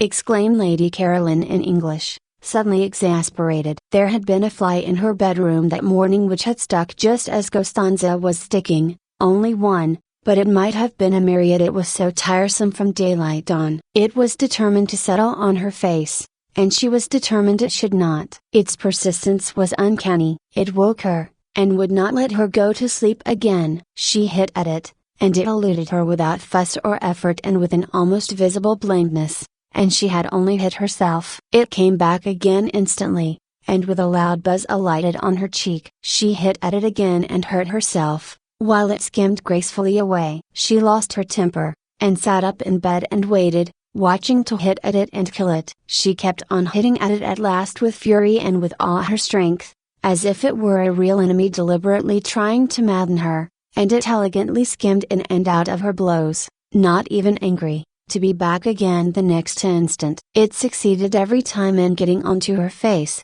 and was quite indifferent how often it was driven away. That was why she had dressed and come out so early. Francesca had already been told to put a net over her bed, for she was not going to allow herself to be annoyed twice like that. People were exactly like flies. She wished there were nets for keeping them off too. She hit at them with words and frowns, and like the fly they slipped between her blows and were untouched. Worse than the fly, they seemed unaware that she had even tried to hit them. The fly at least did for a moment go away. With human beings the only way to get rid of them was to go away herself. That was what, so tired, she had done this April, and having got here, having got close up to the details of life at San Salvatore, it appeared that here, too, she was not to be let alone. Viewed from London there had seemed to be no details. San Salvatore from there seemed to be an empty, a delicious blank. Yet, after only 24 hours of it, she was discovering that it was not a blank at all, and that she was having to ward off as actively as ever. Already she had been much stuck to. Mrs. Fisher had stuck nearly the whole of the day before, and this morning there had been no peace, not 10 minutes uninterruptedly alone. Costanza of course had finally to go because she had to cook, but hardly had she gone before Domenico came. He came to water and tie up. That was natural, since he was the gardener, but he watered and tied up all the things that were nearest to her. He hovered closer and closer, he watered to excess, he tied plants that were as straight and steady as arrows. Well, at least he was a man, and therefore not quite so annoying, and his smiling good morning was received with an answering smile, upon which Domenico forgot his family, his wife, his mother, his grown-up children and all his duties, and only wanted to kiss the young lady's feet. He could not do that, unfortunately, but he could talk while he worked, and talk he did, voluminously, pouring out every kind of information, illustrating what he said with gestures so lively that he had to put down the watering pot, and thus delay the end of the watering. Lady Caroline bore it for a time but presently was unable to bear it, and as he would not go, and she could not tell him to, seeing that he was engaged in his proper work, once again it was she who had to. She got off the wall and moved to the other side of the garden, where in a wooden shed were some comfortable low cane chairs. All she wanted was to turn one of these round with its back to Domenico and its front to the sea towards Genoa. Such a little thing to want. One would have thought she might have been allowed to do that unmolested. But he, who watched her every movement, when he saw her approaching the chairs, darted after her and seized one and asked to be told where to put it. Would she never get away from being waited on, being made comfortable, being asked where she wanted things put, having to say thank you? She was short with Domenico, who instantly concluded the sun had given her a headache, and ran in and fetched her a sunshade and a cushion and a footstool, and was skillful, and was wonderful, and was one of nature's gentlemen. She shut her eyes in a heavy resignation. She could not be unkind to Domenico. She could not get up and walk indoors as she would have done if it had been one of the others. Domenico was intelligent and very competent. She had at once discovered that it was he who really ran the house, who really did everything. And his manners were definitely delightful, and he undoubtedly was a charming person. It was only that she did so much long to be let alone. If only she could be left quite quiet for this 1 month, she felt that she might perhaps make something of herself after all. She kept her eyes shut, because then he would think she wanted to sleep and would go away. Domenico's romantic Italian soul melted within him at the sight, for having her eyes shut was extraordinarily becoming to her. He stood entranced, quite still, and she thought he had stolen away, so she opened them again. No, there he was, staring at her. Even there was no getting away from being stared at. I have a headache, she said, shutting them again. It is the sun, said Domenico, and sitting on the wall without a hat. I wish to sleep. Si, signorina, he said sympathetically, and went softly away. She opened her eyes with a sigh of relief. The gentle closing of the glass doors showed her that he had not only gone quite away but had shut her out in the garden so that she should be undisturbed. Now perhaps she would be alone till lunchtime. It was very curious, and no one in the world could have been more surprised than she herself. But she wanted to think. She had never wanted to do that before. Everything else that it is possible to do without too much inconvenience she had either wanted to do or had done at one period or another of her life, but not before had she wanted to think. She had come to San Salvatore with the single intention of lying comatose for 4 weeks in the sun, somewhere where her parents and friends were not, lapped in forgetfulness, stirring herself only to be fed. And she had not been there more than a few hours when this strange new desire took hold of her. There had been wonderful stars the evening before, and she had gone out into the top garden after dinner, leaving Mrs. Fisher alone over her nuts and wine, and, sitting on the wall at the place where the lilies crowded their ghost heads, she had looked out into the gulf of the night, and it had suddenly seemed as if her life had been a noise all about nothing. She had been intensely surprised. She knew stars and darkness did produce unusual emotions because, in others, she had seen them being produced, but they had not before done it in herself. A noise all about nothing. Could she be quite well? She had wondered. For a long while past she had been aware that her life was a noise, but it had seemed to be very much about something, a noise, indeed, about so much that she felt she must get out of earshot for a little or she would be completely, and perhaps permanently, deafened. But suppose it was only a noise about nothing? She had not had a question like that in her mind before. It had made her feel lonely. She wanted to be alone, but not lonely. That was very different. That was something that ached and hurt dreadfully right inside one. It was what one dreaded most. It was what made one go to so many parties.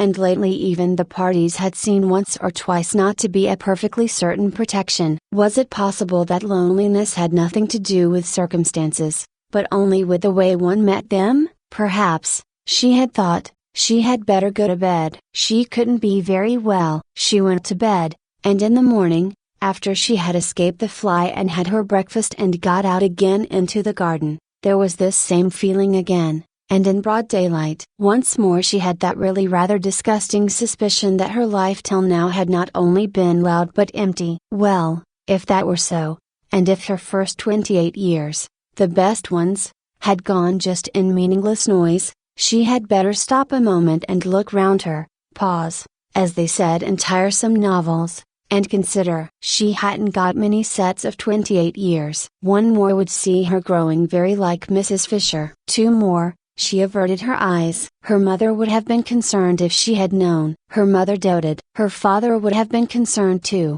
for he also doted. Everybody doted. And when, melodiously obstinate, she had insisted on going off to entomb herself in Italy for a whole month with queer people she had got out of an advertisement, refusing even to take her maid, the only explanation her friends could imagine was that poor Scrap, such was her name among them, had overdone it and was feeling a little nervy. Her mother had been distressed at her departure. It was such an odd thing to do, such a sign of disappointment. She encouraged the general idea of the verge of a nervous breakdown. If she could have seen her adored Scrap, more delightful to look upon than any other mother's daughter had ever yet been, the object of her utmost pride, the source of all her fondest hopes, sitting staring at the empty noonday Mediterranean considering her 3 possible sets of 28 years, she would have been miserable. To go away alone was bad, to think was worse. No good could come out of the thinking of a beautiful young woman. Complications could come out of it in profusion, but no good. The thinking of the beautiful was bound to result in hesitations, in reluctances, in unhappiness all round. And here, if she could have seen her, sat her Scrap thinking quite hard. And such things, such old things, things nobody ever began to think till they were at least 40. Chapter 9. That one of the 2 sitting rooms which Mrs. Fisher had taken for her own was a room of charm and character. She surveyed it with satisfaction on going into it after breakfast,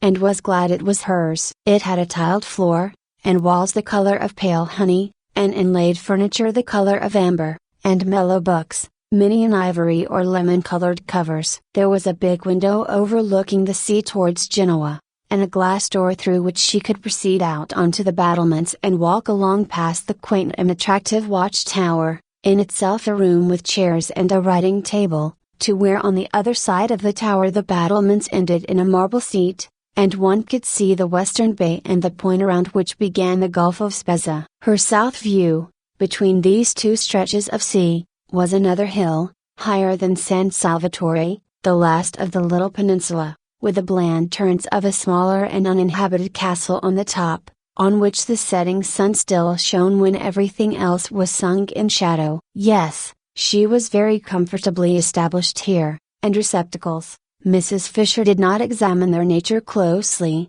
but they seemed to be small stone troughs, or perhaps little sarcophagi, ringed round the battlements with flowers. These battlements, she thought, considering them, would have been a perfect place for her to pace up and down gently in moments when she least felt the need of her stick, or to sit in on the marble seat, having first put a cushion on it, if there had not unfortunately been a second glass door opening onto them, destroying their complete privacy, spoiling her feeling that the place was only for her. The second door belonged to the round drawing room, which both she and Lady Caroline had rejected as too dark. That room would probably be sat in by the women from Hampstead, and she was afraid they would not confine themselves to sitting in it, but would come out through the glass door and invade her battlements. This would ruin the battlements. It would ruin them as far as she was concerned if they were to be overrun, or even if, not actually overrun, they were liable to be raked by the eyes of persons inside the room. No one could be perfectly at ease if they were being watched and knew it. What she wanted, what she surely had a right to, was privacy. She had no wish to intrude on the others. Why then should they intrude on her? And she could always relax her privacy if, when she became better acquainted with her companions, she should think it worthwhile. But she doubted whether any of the 3 would so develop as to make her think it worthwhile. Hardly anything was really worthwhile, reflected Mrs. Fisher, except the past. It was astonishing, it was simply amazing, the superiority of the past to the present. Those friends of hers in London, solid persons of her own age, knew the same past that she knew, could talk about it with her, could compare it as she did with the tinkling present, and in remembering great men forget for a moment the trivial and barren young people who still, in spite of the war, seemed to litter the world in such numbers. She had not come away from these friends, these conversable ripe friends, in order to spend her time in Italy chatting with 3 persons of another generation and effective experience. She had come away merely to avoid the treacheries of a London April. It was true what she had told the two who came to Prince of Wales Terrace, that all she wished to do at San Salvatore was to sit by herself in the sun and remember. They knew this, for she had told them. It had been plainly expressed and clearly understood. Therefore she had a right to expect them to stay inside the round drawing room and not to emerge interruptingly onto her battlements. But would they? The doubt spoilt her morning. It was only towards lunchtime that she saw a way to be quite safe, and ringing for Francesca, bade her, in slow and majestic Italian, shut the shutters of the glass door of the round drawing room, and then, going with her into the room, which had become darker than ever in consequence, but also, Mrs. Fisher observed to Francesca, who was being voluble, would because of this very darkness remain agreeably cool, and after all there were the numerous slit windows in the walls to let in light, and it was nothing to do with her if they did not let it in. She directed the placing of a cabinet of curios across the door on its inside. This would discourage egress. Then she rang for Domenico, and caused him to move one of the flower-filled sarcophagi across the door on its outside. This would discourage ingress. No one, said Domenico, hesitating, will be able to use the door. No one, said Mrs. Fisher firmly, will wish to. She then retired to her sitting room, and from a chair placed where she could look straight onto them, gazed at her battlements, secure to her now completely, with calm pleasure.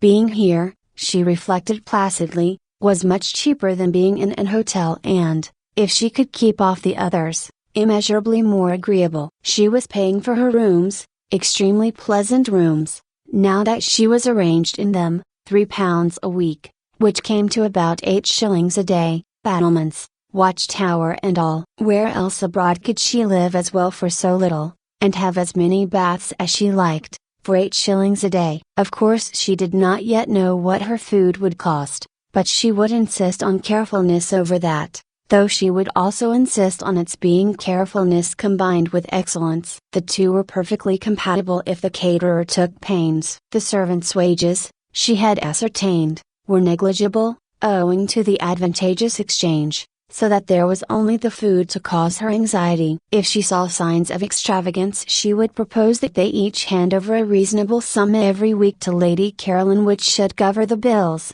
any of it that was not used to be returned, and if it were exceeded the loss to be borne by the caterer. Mrs. Fisher was well off and had the desire for comforts proper to her age, but she disliked expenses. So well off was she that, had she so chosen, she could have lived in an opulent part of London and driven from it and to it in a Rolls-Royce. She had no such wish. It needed more vitality than went with true comfort to deal with a house in an opulent spot and a Rolls-Royce. Worries attended such possessions, worries of every kind, crowned by bills. In the sober gloom of Prince of Wales Terrace she could obscurely enjoy inexpensive yet real comfort, without being snatched up by predatory men-servants or collectors for charities, and a taxi stand was at the end of the road. Her annual outlay was small. The house was inherited. Death had furnished it for her. She trod in the dining room on the Turkey carpet of her father's. She regulated her day by the excellent black marble clock on the mantelpiece which she remembered from childhood. Her walls were entirely covered by the photographs her illustrious deceased friends had given either herself or her father, with their own handwriting across the lower parts of their bodies, and the windows, shrouded by the maroon curtains of all her life, were decorated besides with the self-same aquariums to which she owed her first lessons in seal lore, and in which still swam slowly the goldfishes of her youth. Were they the same goldfish? She did not know. Perhaps, like carp, they outlived everybody. Perhaps, on the other hand, behind the deep-sea vegetation provided for them at the bottom, they had from time to time as the years went by withdrawn and replaced themselves. Were they or were they not? She sometimes wondered, contemplating them between the courses of her solitary meals, the same goldfish that had that day been there when Carlyle, how well she remembered it, angrily strode up to them in the middle of some argument with her father that had grown heated, and striking the glass smartly with his fist had put them to flight, shouting as they fled, "Och, ye deaf devils! Och, ye lucky deaf devils! Ye can't hear anything of the blasted, blethering, doddering, glaikit fool stuff your maester talks, can ye? Or words to that effect. Dear, great-souled Carlyle, such natural gushings forth, such true freshness, such real grandeur. Rugged, if you will, yes, undoubtedly sometimes rugged, and startling in a drawing room, but magnificent. Who was there now to put beside him? Who was there to mention in the same breath, her father, than whom no one had had more flair, said, Thomas is immortal.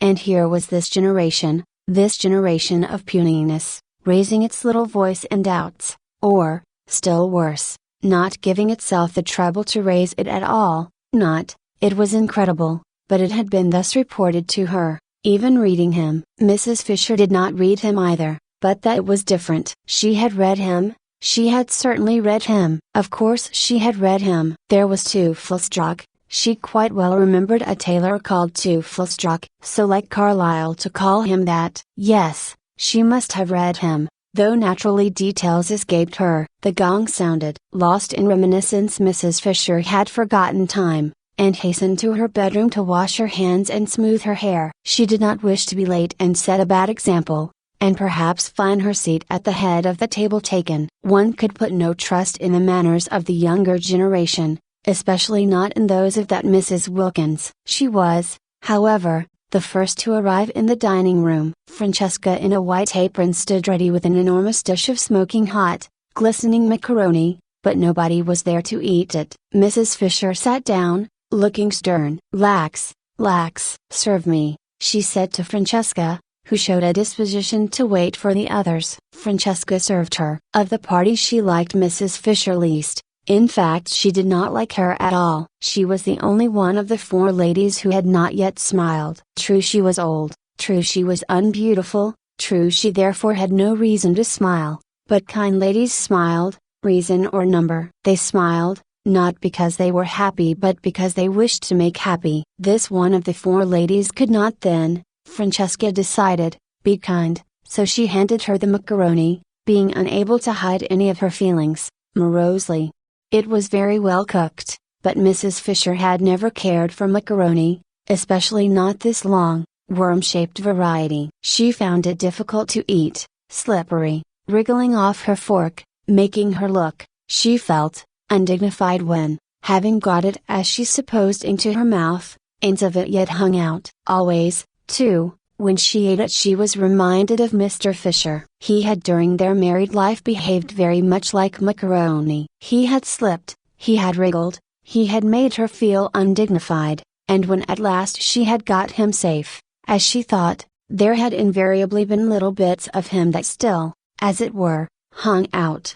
Francesca from the sideboard watched Mrs. Fisher's way with macaroni gloomily, and her gloom deepened when she saw her at last take her knife to it and chop it small. Mrs. Fisher really did not know how else to get hold of the stuff. She was aware that knives in this connection were improper, but one did finally lose patience. Macaroni was never allowed to appear on her table in London. Apart from its tiresomeness she did not even like it, and she would tell Lady Caroline not to order it again. Years of practice, reflected Mrs. Fisher, chopping it up, years of actual living in Italy, would be necessary to learn the exact trick. Browning managed macaroni wonderfully. She remembered watching him one day when he came to lunch with her father, and a dish of it had been ordered as a compliment to his connection with Italy. Fascinating, the way it went in. No chasing round the plate, no slidings off the fork, no subsequent protrusions of loose ends, just one dig, one whisk, one thrust, one gulp, and lo, yet another poet had been nourished. "Shall I go and seek the young lady?"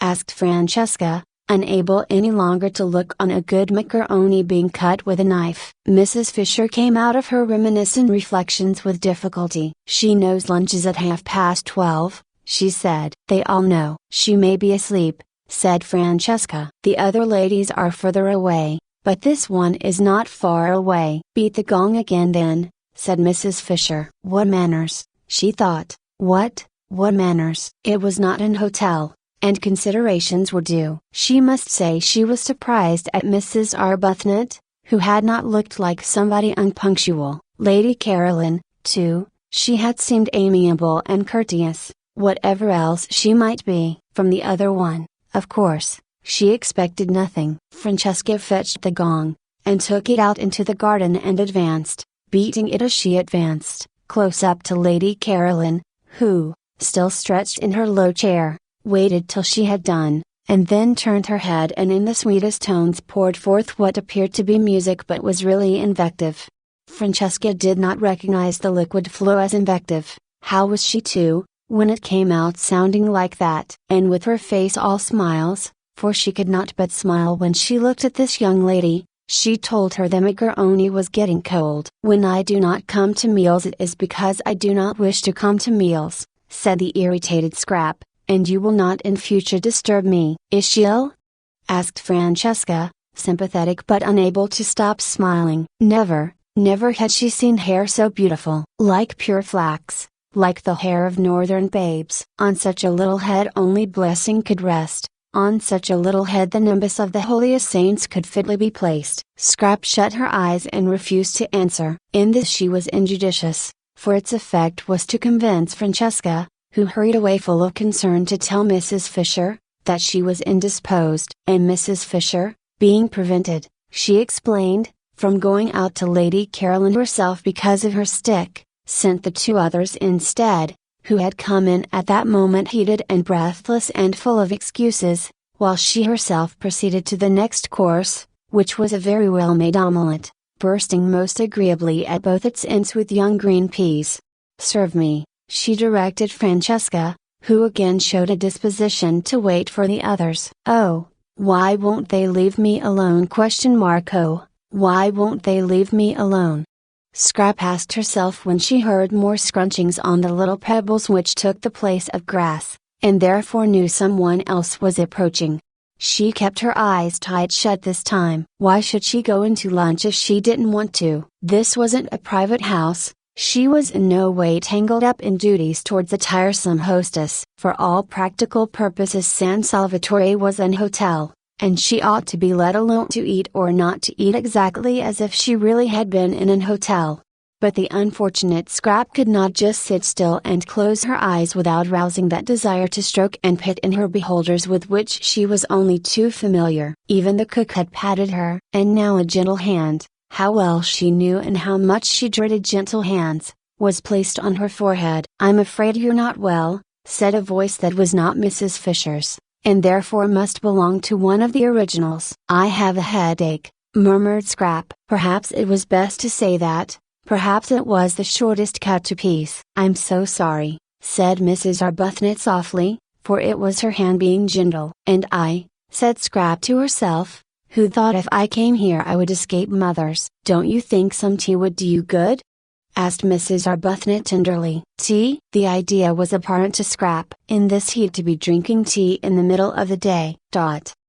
"No," she murmured. "I expect what would really be best for her," said another voice, "is to be left quiet." How sensible, thought Scrap, and raised the eyelashes of one eye just enough to peep through and see who was speaking. It was the freckled original. The dark one, then, was the one with the hand. The freckled one rose in her esteem. "But I can't bear to think of you with a headache and nothing being done for it," said Mrs. Arbuthnot. "Would a cup of strong black coffee?" Scrap said no more. She waited, motionless and dumb, till Mrs. Arbuthnot should remove her hand. After all, she couldn't stand there all day, and when she went away she would have to take her hand with her. "I do think," said the freckled one, "that she wants nothing except quiet." And perhaps the freckled one pulled the one with the hand by the sleeve, for the hold on Scrap's forehead relaxed, and after a minute's silence, during which no doubt she was being contemplated, she was always being contemplated, the footsteps began to scrunch the pebbles again, and grew fainter, and were gone. "Lady Caroline has a headache," said Mrs. Arbuthnot, re-entering the dining room and sitting down in her place next to Mrs. Fisher. "I can't persuade her to have even a little tea, or some black coffee." "Do you know what aspirin is in Italian?" "The proper remedy for headaches," said Mrs. Fisher firmly, "is castor oil." "But she hasn't got a headache," said Mrs. Wilkins. "Carlyle," said Mrs. Fisher, who had finished her omelette and had leisure, while she waited for the next course, to talk, suffered at one period terribly from headaches, and he constantly took castor oil as a remedy. He took it, I should say, almost to excess, and called it, I remember, in his interesting way, the oil of sorrow. My father said it colored for a time his whole attitude to life, his whole philosophy. But that was because he took too much. What Lady Caroline wants is one dose, and one only. It is a mistake to keep on taking castor oil. Do you know the Italian for it? Asked Mrs. Arbuthnot. Ah, that I'm afraid I don't. However, she would know. You can ask her. But she hasn't got a headache, repeated Mrs. Wilkins, who was struggling with the macaroni. She only wants to be let alone. They both looked at her. The word shovel crossed Mrs. Fisher's mind in connection with Mrs. Wilkins's actions at that moment. Then why should she say she has? Asked Mrs. Arbuthnot. Because she is still trying to be polite. Soon she won't try. When the place has got more into her, she'll really be it. Without trying. Naturally. Lottie, you see, explained Mrs. Arbuthnot, smiling to Mrs. Fisher, who sat waiting with a stony patience for her next course, delayed because Mrs. Wilkins would go on trying to eat the macaroni, which must be less worth eating than ever now that it was cold. Lottie, you see, has a theory about this place. But Mrs. Fisher had no wish to hear any theory of Mrs. Wilkins's. I am sure I don't know, she interrupted, looking severely at Mrs. Wilkins, why you should assume Lady Caroline is not telling the truth. I don't assume, I know, said Mrs. Wilkins. And pray how do you know? Asked Mrs. Fisher icily, for Mrs. Wilkins was actually helping herself to more macaroni, offered her officiously and unnecessarily a second time by Francesca. When I was out there just now I saw inside her. Well, Mrs. Fisher wasn't going to say anything to that. She wasn't going to trouble to reply to downright idiocy. Instead she sharply rapped the little table gong by her side, though there was Francesca standing at the sideboard, and said, for she would wait no longer for her next course, serve me. And Francesca, it must have been willful, offered her the macaroni again. Chapter 10. There was no way of getting into or out of the top garden at San Salvatore except through the two glass doors, unfortunately side by side, of the dining room and the hall. A person in the garden who wished to escape unseen could not, for the person to be escaped from would be met on the way. It was a small, oblong garden, and concealment was impossible. What trees there were! The Judas tree, the tamarisk, the umbrella pine, grew close to the low parapets. Rose bushes gave no real cover, one step to right or left of them, and the person wishing to be private was discovered. Only the northwest corner was a little place jutting out from the great wall, a kind of excrescence or loop, no doubt used in the old distrustful days for observation, where it was possible to sit really unseen, because between it and the house was a thick clump of daphne. Scrap, after glancing round to see that no one was looking, got up and carried her chair into this place, stealing away as carefully on tiptoe as those still whose purpose is sin. There was another excrescence on the walls just like it at the northeast corner, but this, though the view from it was almost more beautiful, for from it you could see the bay and the lovely mountains behind Mezzago, was exposed. No bushes grew near it, nor had it any shade. The northwest loop then was where she would sit, and she settled into it, and nestling her head in her cushion and putting her feet comfortably on the parapet, from whence they appeared to the villagers on the piazza below as two white doves, thought that now indeed she would be safe. Mrs. Fisher found her there, guided by the smell of her cigarette. The incautious Scrap had not thought of that. Mrs. Fisher did not smoke herself, and all the more distinctly could she smell the smoke of others. The virile smell met her directly she went out into the garden from the dining room after lunch in order to have her coffee. She had bidden Francesca set the coffee in the shade of the house just outside the glass door, and when Mrs. Wilkins, seeing a table being carried there, reminded her, very officiously and tactlessly Mrs. Fisher considered, that Lady Caroline wanted to be alone, she retorted, and with what propriety, that the garden was for everybody.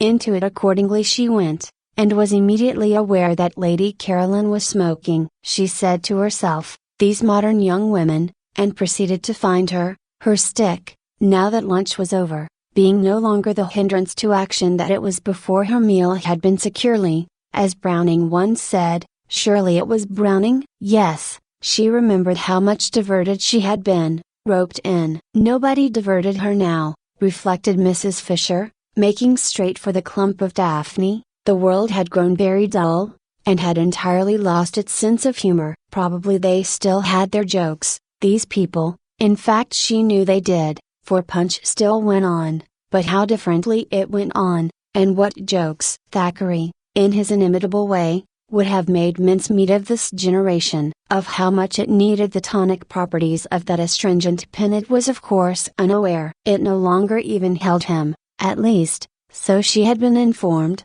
in any particular esteem. Well, she could not give it eyes to see and ears to hear and a heart to understand, but she could and would give it, represented and united in the form of Lady Caroline, a good dose of honest medicine. "I hear you are not well," she said, standing in the narrow entrance of the loop and looking down with the inflexible face of one who is determined to do good at the motionless and apparently sleeping Scrap. Mrs. Fisher had a deep voice, very like a man's, for she had been overtaken by that strange masculinity that sometimes pursues a woman during the last lapse of her life. Scrap tried to pretend that she was asleep, but if she had been her cigarette would not have been held in her fingers but would have been lying on the ground. She forgot this. Mrs. Fisher did not, and coming inside the loop, sat down on a narrow stone seat built out of the wall. For a little she could sit on it, for a little, till the chill began to penetrate. She contemplated the figure before her. Undoubtedly a pretty creature, and one that would have had a success at Farringford. Strange how easily even the greatest men were moved by exteriors. She had seen with her own eyes Tennyson turn away from everybody, turn, positively, his back on a crowd of eminent people assembled to do him honor, and withdraw to the window with a young person nobody had ever heard of, who had been brought there by accident and whose one and only merit, if it be a merit, that which is conferred by chance, was beauty. Beauty all over before you can turn round. An affair, one might almost say, of minutes. Well, while it lasted it did seem able to do what it liked with men. Even husbands were not immune. There had been passages in the life of Mr. Fisher. "I expect the journey has upset you," she said in her deep voice. "What you want is a good dose of some simple medicine. I shall ask Domenico if there is such a thing in the village as castor oil." Scrap opened her eyes and looked straight at Mrs. Fisher. "Ah," said Mrs. Fisher, "I knew you were not asleep. If you had been you would have let your cigarette fall to the ground." Scrap threw the cigarette over the parapet. "Waste," said Mrs. Fisher. "I don't like smoking for women, but I still less like waste. What does one do with people like this?" Scrap asked herself, her eyes fixed on Mrs. Fisher in what fell to her an indignant stare but appeared to Mrs. Fisher as really charming docility. "Now you'll take my advice," said Mrs. Fisher, touched, "and not neglect what may very well turn into an illness. We are in Italy, you know, and one has to be careful. You ought, to begin with, to go to bed." "I never go to bed," snapped Scrap, and it sounded as moving, as forlorn, as that line spoken years and years ago by an actress playing the part of Poor Jo in dramatized version of Bleak House. "I'm always moving on," said Poor Jo in this play, urged to do so by a policeman, and Mrs. Fisher, then a girl, had laid her head on the red velvet parapet of the front row of the dress circle and wept aloud. It was wonderful, Scrap's voice. It had given her, in the 10 years since she came out, all the triumphs that intelligence and wit can have, because it made whatever she said seem memorable. She ought, with a throat formation like that, to have been a singer, but in every kind of music Scrap was dumb except this one music of the speaking voice, and what a fascination, what a spell lay in that. Such was the loveliness of her face and the beauty of her coloring that there was not a man into whose eyes at the sight of her there did not leap a flame of intensest interest, but, when he heard her voice, the flame in that man's eyes was caught and fixed. It was the same with every man, educated and uneducated, old, young, desirable themselves or undesirable, men of her own world and bus conductors, generals and Tommies. During the war she had had a perplexing time, bishops equally with vergers, round about her confirmation startling occurrences had taken place, wholesome and unwholesome, rich and penniless, brilliant or idiotic, and it made no difference at all what they were, or how long and securely married. Into the eyes of every one of them, when they saw her, leapt this flame, and when they heard her it stayed there. Scrap had had enough of this look. It only led to difficulties. At first it had delighted her. She had been excited, triumphant. To be apparently incapable of doing or saying the wrong thing, to be applauded, listened to, petted, adored wherever she went, and when she came home to find nothing there either but the most indulgent proud fondness, why, how extremely pleasant. And so easy, too. No preparation necessary for this achievement, no hard work. Nothing to learn. She need take no trouble. She had only to appear, and presently say something. But gradually experiences gathered round her. After all, she had to take trouble, she had to make efforts, because, she discovered with astonishment and rage, she had to defend herself. That look, that leaping look, meant that she was going to be grabbed at. Some of those who had it were more humble than others, especially if they were young, but they all, according to their several ability, grabbed, and she who had entered the world so jauntily, with her head in the air and the completest confidence in anybody whose hair was gray, began to distrust, and then to dislike, and soon to shrink away from, and presently to be indignant. Sometimes it was just as if she didn't belong to herself, wasn't her own at all, but was regarded as a universal thing, a sort of beauty of all work. Really men. And she found herself involved in vague quarrels, being curiously hated. Really women. And when the war came, and she flung herself into it along with everybody else, it finished her. Really generals. The war finished Scrap. It killed the one man she felt safe with, whom she would have married, and it finally disgusted her with love. Since then she had been embittered. She was struggling as angrily in the sweet stuff of life as a wasp got caught in honey. Just as desperately did she try to unstick her wings. It gave her no pleasure to outdo other women. She didn't want their tiresome men. What could one do with men when one had got them? None of them would talk to her of anything but the things of love. And how foolish and fatiguing that became after a bit. It was as though a healthy person with a normal hunger was given nothing whatever to eat but sugar. Love. The very word made her want to slap somebody. Why should I love you? Why should I? She would ask amazed sometimes when somebody was always trying, to propose to her. But she never got a real answer. Only further incoherence. A deep cynicism took hold of the unhappy Scrap. Her inside grew hoary with disillusionment, while her gracious and charming outside continued to make the world more beautiful. What had the future in it for her? She would not be able, after such a preparation, to take hold of it. She was fit for nothing. She had wasted all this time being beautiful. Presently she wouldn't be beautiful, and what then? Scrap didn't know what then. It appalled her to wonder even. Tired as she was of being conspicuous, she was at least used to that. She had never known anything else, and to become inconspicuous, to fade, to grow shabby and dim, would probably be most painful. And once she began, what years and years of it there would be. Imagine, thought Scrap, having most of one's life at the wrong end. Imagine being old for 2 or 3 times as long as being young. Stupid. Everything was stupid. There wasn't a thing she wanted to do. There were thousands of things she didn't want to do. Avoidance, silence, invisibility, if possible unconsciousness. These negations were all she asked for at the moment, and here, even here, she was not allowed a minute's peace, and this absurd woman must come pretending, merely because she wanted to exercise power and make her go to bed and make her, hideous, drink castor oil, that she thought she was ill.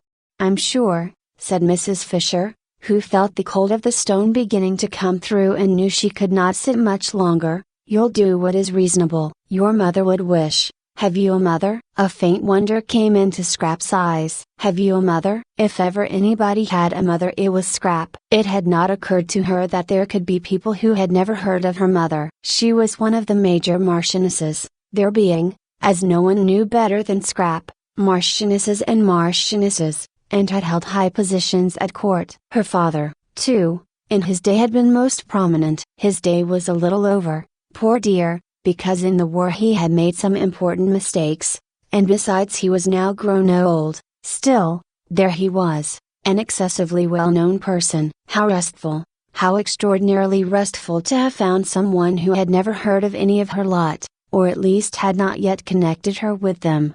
She began to like Mrs. Fisher. Perhaps the originals didn't know anything about her either. When she first wrote to them and signed her name, that great name of Easter which twisted in and out of English history like a bloody thread, for its bearers constantly gilt, she had taken it for granted that they would know who she was, and at the interview in Shaftesbury Avenue she was sure they did know, because they hadn't asked, as they otherwise would have, for references.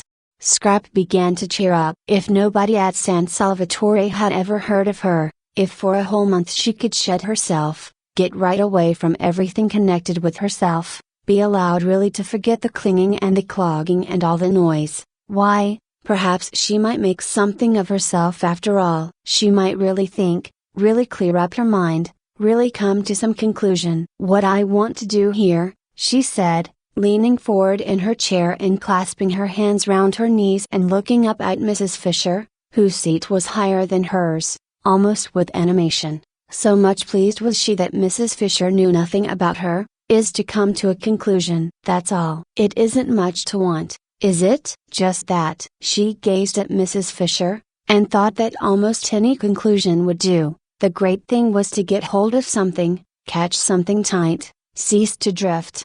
Mrs. Fisher's little eyes surveyed her. I should say, she said, that what a young woman like you wants is a husband and children. Well, that's one of the things I'm going to consider, said Scrap amiably. But I don't think it would be a conclusion. And meanwhile, said Mrs. Fisher, getting up, for the cold of the stone was now through, I shouldn't trouble my head if I were you with considerings and conclusions. Women's heads weren't made for thinking, I assure you. I should go to bed and get well. I am well, said Scrap. Then why did you send a message that you were ill? I didn't. Then I've had all the trouble of coming out here for nothing. But wouldn't you prefer coming out and finding me well than coming out and finding me ill?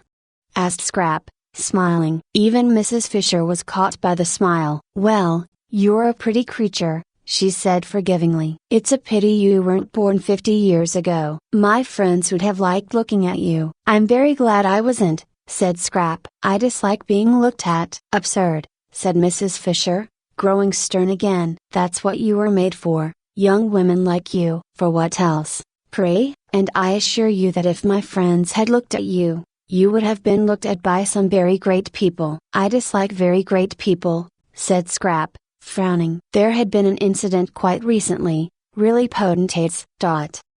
What I dislike, said Mrs. Fisher, now as cold as the stone she had got up from, is the pose of the modern young woman. It seems to me pitiful, positively pitiful, in its silliness. And, her stick crunching the pebbles, she walked away. That's all right, Scrap said to herself, dropping back into her comfortable position with her head in the cushion and her feet on the parapet. If only people would go away. She didn't in the least mind why they went. Don't you think darling Scrap is growing a little, just a little, peculiar? Her mother had asked her father a short time before that latest peculiarity of the flight to San Salvatore, uncomfortably struck by the very odd things Scrap said and the way she had taken to slinking out of reach whenever she could and avoiding everybody except, such a sign of age, quite young men, almost boys. What? Peculiar? Well, let her be peculiar if she likes. A woman with her looks can be any damned thing she pleases, was the infatuated answer. I do let her, said her mother meekly, and indeed if she did not, what difference would it make? Mrs. Fisher was sorry she had bothered about Lady Caroline. She went along the hall towards her private sitting room, and her stick as she went struck the stone floor with a vigor in harmony with her feelings. Sheer silliness, these poses. She had no patience with them, unable to be or do anything of themselves. The young of the present generation try to achieve a reputation for cleverness by decrying all that was obviously great and obviously good and by praising everything, however obviously bad, that was different. Apes, thought Mrs. Fisher, roused. Apes. And in her sitting room she found more apes, or what seemed to her in her present mood more, for there was Mrs. Arbuthnot placidly drinking coffee, while at the writing table she already looked upon as sacred, using her own pen brought for her hand alone from Prince of Wales Terrace, sat Mrs. Wilkins writing, at the table, in her room, with her pen. "Isn't this a delightful place?" said Mrs. Arbuthnot cordially. "We have just discovered it." "I'm writing to Mellersh," said Mrs. Wilkins, turning her head and also cordially, as though, Mrs. Fisher thought, she cared a straw who she was writing to and anyhow knew who the person she called Mellersh was. "He'll want to know," said Mrs. Wilkins, optimism induced by her surroundings, "that I've got here safely." Chapter 11. The sweet smells that were everywhere in San Salvatore were alone enough to produce concord. They came into the sitting room from the flowers on the battlements, and met the ones from the flowers inside the room, and almost, thought Mrs. Wilkins, could be seen greeting each other with a holy kiss. Who could be angry in the middle of such gentlenesses? Who could be acquisitive, selfish, in the old rasped London way, in the presence of this bounteous beauty? Yet Mrs. Fisher seemed to be all three of these things. There was so much beauty, so much more than enough for every one, that it did appear to be a vain activity to try and make a corner in it. Yet Mrs. Fisher was trying to make a corner in it, and had railed off a portion for her exclusive use. Well, she would get over that presently, she would get over it inevitably, Mrs. Wilkins was sure, after a day or two in the extraordinary atmosphere of peace in that place. Meanwhile she obviously hadn't even begun to get over it. She stood looking at her and Rose with an expression that appeared to be one of anger, fancy. Silly old nerve-racked London feelings, thought Mrs. Wilkins, whose eyes saw the room full of kisses, and everybody in it being kissed, Mrs. Fisher as copiously as she herself and Rose. "You don't like us being in here," said Mrs. Wilkins, getting up and at once, after her manner, fixing on the truth. "Why, I should have thought," said Mrs. Fisher leaning on her stick, "you could have seen that it is my room." "You mean because of the photographs," said Mrs. Wilkins. Mrs. Arbuthnot, who was a little red and surprised, got up too. "And the notepaper," said Mrs. Fisher. "Notepaper with my London address on it." "That pen," she pointed. It was still in Mrs. Wilkins's hand. "Is yours?" "I'm very sorry," said Mrs. Wilkins, laying it on the table. And she added smiling, that it had just been writing some very amiable things. "But why?" asked Mrs. Arbuthnot, who found herself unable to acquiesce in Mrs. Fisher's arrangements without at least a gentle struggle. "Ought we not to be here?" "It's a sitting room." "There is another one," said Mrs. Fisher. "You and your friend cannot sit in two rooms at once, and if I have no wish to disturb you in yours I am unable to see why you should wish to disturb me in mine." "But why?" began Mrs. Arbuthnot again. "It's quite natural," Mrs. Wilkins interrupted, for Rose was looking stubborn, and turning to Mrs. Fisher she said that although sharing things with friends was pleasant she could understand that Mrs. Fisher, still steeped in the Prince of Wales Terrace attitude to life, did not yet want to, but that she would get rid of that after a bit and feel quite different. "Soon you'll want us to share," said Mrs. Wilkins reassuringly. "Why, you may even get so far as asking me to use your pen if you knew I hadn't got one." Mrs. Fisher was moved almost beyond control by this speech. To have a ramshackle young woman from Hampstead patting her on the back as it were, in breezy certitude that quite soon she would improve, stirred her more deeply than anything had stirred her since her first discovery that Mr. Fisher was not what he seemed. Mrs. Wilkins must certainly be curbed. But how? There was a curious imperviousness about her. At that moment,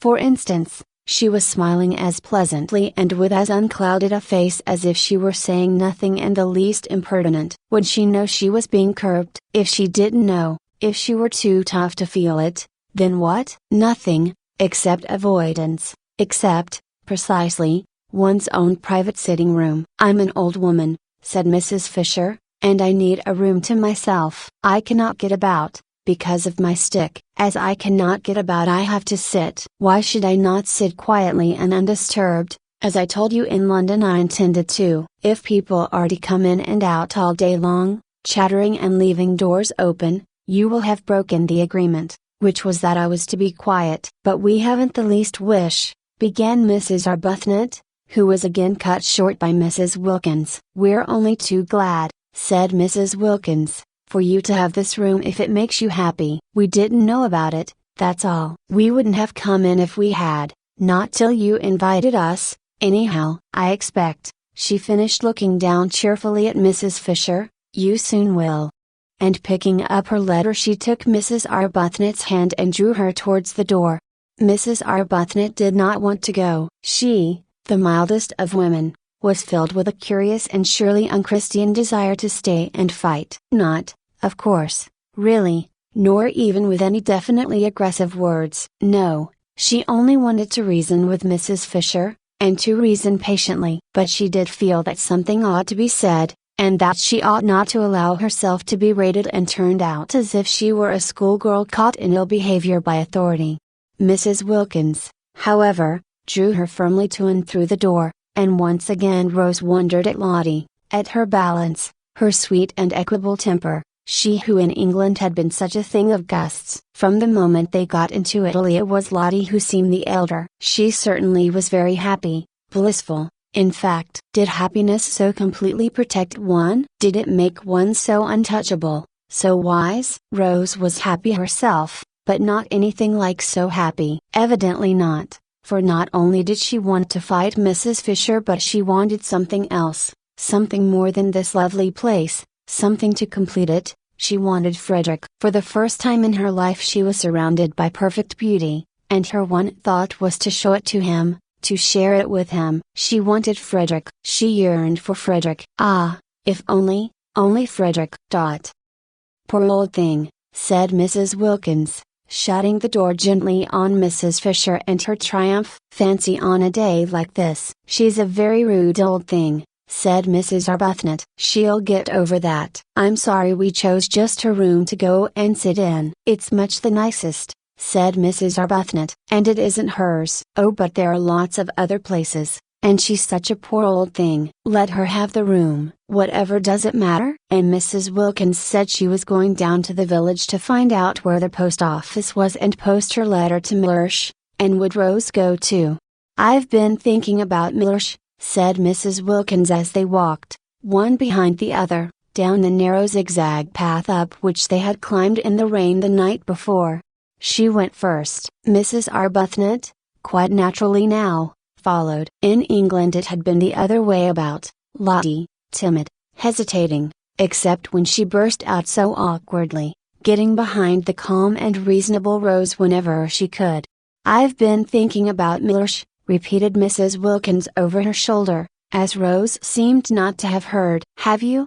said Rose, a faint distaste in her voice, for her experiences with Mellersh had not been of a kind to make her enjoy remembering him. She had deceived Mellersh, therefore she didn't like him. She was unconscious that this was the reason of her dislike, and thought it was that there didn't seem to be much, if any, of the grace of God about him. And yet how wrong to feel that, she rebuked herself, and how presumptuous. No doubt Lottie's husband was far, far nearer to God than she herself was ever likely to be. Still, she didn't like him. "I've been a mean dog," said Mrs. Wilkins. "A what?" asked Mrs. Arbuthnot, incredulous of her hearing. "All this coming away and leaving him in that dreary place while I rollick in heaven. He had planned to take me to Italy for Easter himself. Did I tell you?" "No," said Mrs. Arbuthnot, and indeed she had discouraged talk about husbands. Whenever Lottie had begun to blurt out things she had swiftly changed the conversation. One husband led to another, in conversation as well as in life, she felt, and she could not, she would not, talk of Frederick. Beyond the bare fact that he was there, he had not been mentioned. Mellersh had had to be mentioned, because of his obstructiveness, but she had carefully kept him from overflowing outside the limits of necessity. "Well, he did," said Mrs. Wilkins. "He had never done such a thing in his life before, and I was horrified. Fancy, just as I had planned to come to it myself." She paused on the path and looked up at Rose. "Yes," said Rose, trying to think of something else to talk about. "Now you see why I say I've been a mean dog. He had planned a holiday in Italy with me, and I had planned a holiday in Italy leaving him at home. I think," she went on, her eyes fixed on Rose's face. Mellersh has every reason to be both angry and hurt. Mrs. Arbuthnot was astonished. The extraordinary quickness with which, hour by hour, under her very eyes, Lottie became more selfless, disconcerted her. She was turning into something surprisingly like a saint. Here she was now being affectionate about Mellersh, who only that morning, while they hung their feet into the sea, had seemed a mere iridescence. Lottie had told her, a thing of gauze. That was only that morning, and by the time they had had lunch Lottie had developed so far as to have got him solid enough again to write to, and to write to at length. And now, a few minutes later, she was announcing that he had every reason to be angry with her and hurt, and that she herself had been. The language was unusual, but it did express real penitence. A mean dog. Rose stared at her astonished. If she went on like this, soon a nimbus might be expected round her head. Was there already, if one didn't know it was the sun through the tree trunks catching her sandy hair? A great desire to love and be friends, to love everybody, to be friends with everybody, seemed to be invading Lottie. A desire for sheer goodness. Rose's own experience was that goodness, the state of being good, was only reached with difficulty and pain. It took a long time to get to it. In fact, one never did get to it, or, if for a flashing instant one did, it was only for a flashing instant. Desperate perseverance was needed to struggle along its path, and all the way was dotted with doubts. Lottie simply flew along. She had certainly, thought Rose, not got rid of her impetuousness. It had merely taken another direction. She was now impetuously becoming a saint. Could one really attain goodness so violently? Wouldn't there be an equally violent reaction? I shouldn't, said Rose with caution, looking down into Lottie's bright eyes. The path was steep, so that Lottie was well below her. I shouldn't be sure of that too quickly. But I am sure of it, and I've written and told him so. Rose stared. Why, but only this morning, she began. It's all in this, interrupted Lottie, tapping the envelope and looking pleased. What, everything? You mean about the advertisement and my savings being spent? Oh no, not yet. But I'll tell him all that when he comes. When he comes, repeated Rose. I've invited him to come and stay with us. Rose could only go on staring. It's the least I could do. Besides, look at this.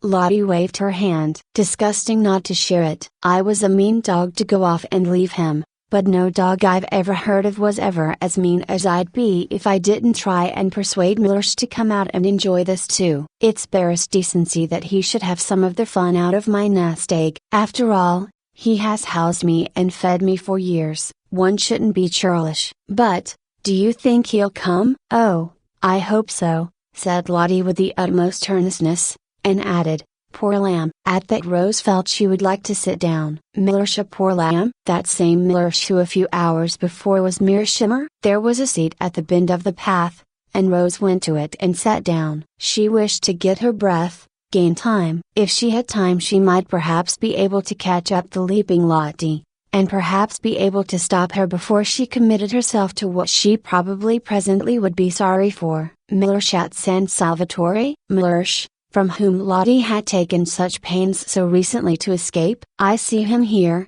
said Lottie, as if in answer to her thoughts. Rose looked at her with real concern, for every time Lottie said in that convinced voice, I see, what she saw came true. Then it was to be supposed that Mr. Wilkins too would presently come true. I wish, said Rose anxiously, I understood you. Don't try, said Lottie, smiling. But I must, because I love you. Dear Rose, said Lottie, swiftly bending down and kissing her. You're so quick, said Rose. I can't follow your developments. I can't keep touch. It was what happened with Fredder. She broke off and looked frightened. The whole idea of our coming here, she went on again, as Lottie didn't seem to have noticed, was to get away, wasn't it? Well, we've got away. And now, after only a single day of it, you want to write to the very people. She stopped. The very people we were getting away from, finished Lottie. It's quite true. It seems idiotically illogical. But I'm so happy,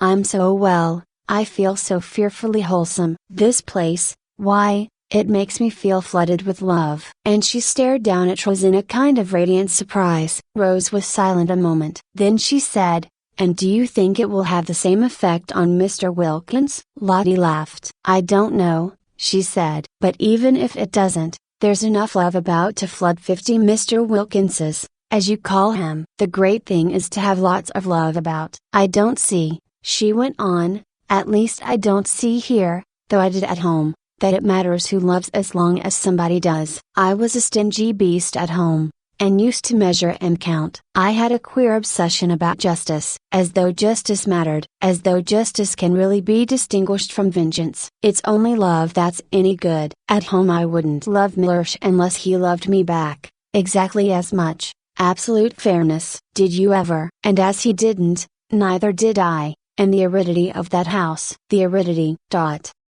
Rose said nothing. She was bewildered by Lottie. One odd effect of San Salvatore on her rapidly developing friend was her sudden free use of robust words. She had not used them in Hampstead. Beast and dog were more robust than Hampstead cared about. And words, too, Lottie had come unchained. But how she wished, oh how Rose wished, that she too could write to her husband and say come. The Wilkins ménage, however pompous Mellersh might be, and he had seemed to Rose pompous, was on a healthier, more natural footing than hers. Lottie could write to Mellersh and would get an answer. She couldn't write to Frederick, for only too well did she know he wouldn't answer. At least, he might answer, a hurried scribble, showing how much bored he was at doing it, with perfunctory thanks for her letter. But that would be worse than no answer at all, for his handwriting, her name on an envelope addressed by him, stabbed her heart. Too acutely did it bring back the letters of their beginnings together, the letters from him so desolate with separation, so aching with love and longing. To see apparently one of these very same letters arrive, and open it and find, "Dear Rose, thanks for letter. Glad you're having a good time. Don't hurry back. Say if you want any money. Everything going splendidly here. Yours, Frederick." No, it couldn't be borne. "I don't think I'll come down to the village with you today," she said, looking up at Lottie with eyes suddenly gone dim. "I think I want to think." "All right," said Lottie, at once starting off briskly down the path. "But don't think too long," she called back over her shoulder. "Write and invite him at once." "Invite whom?" asked Rose, startled. "Your husband."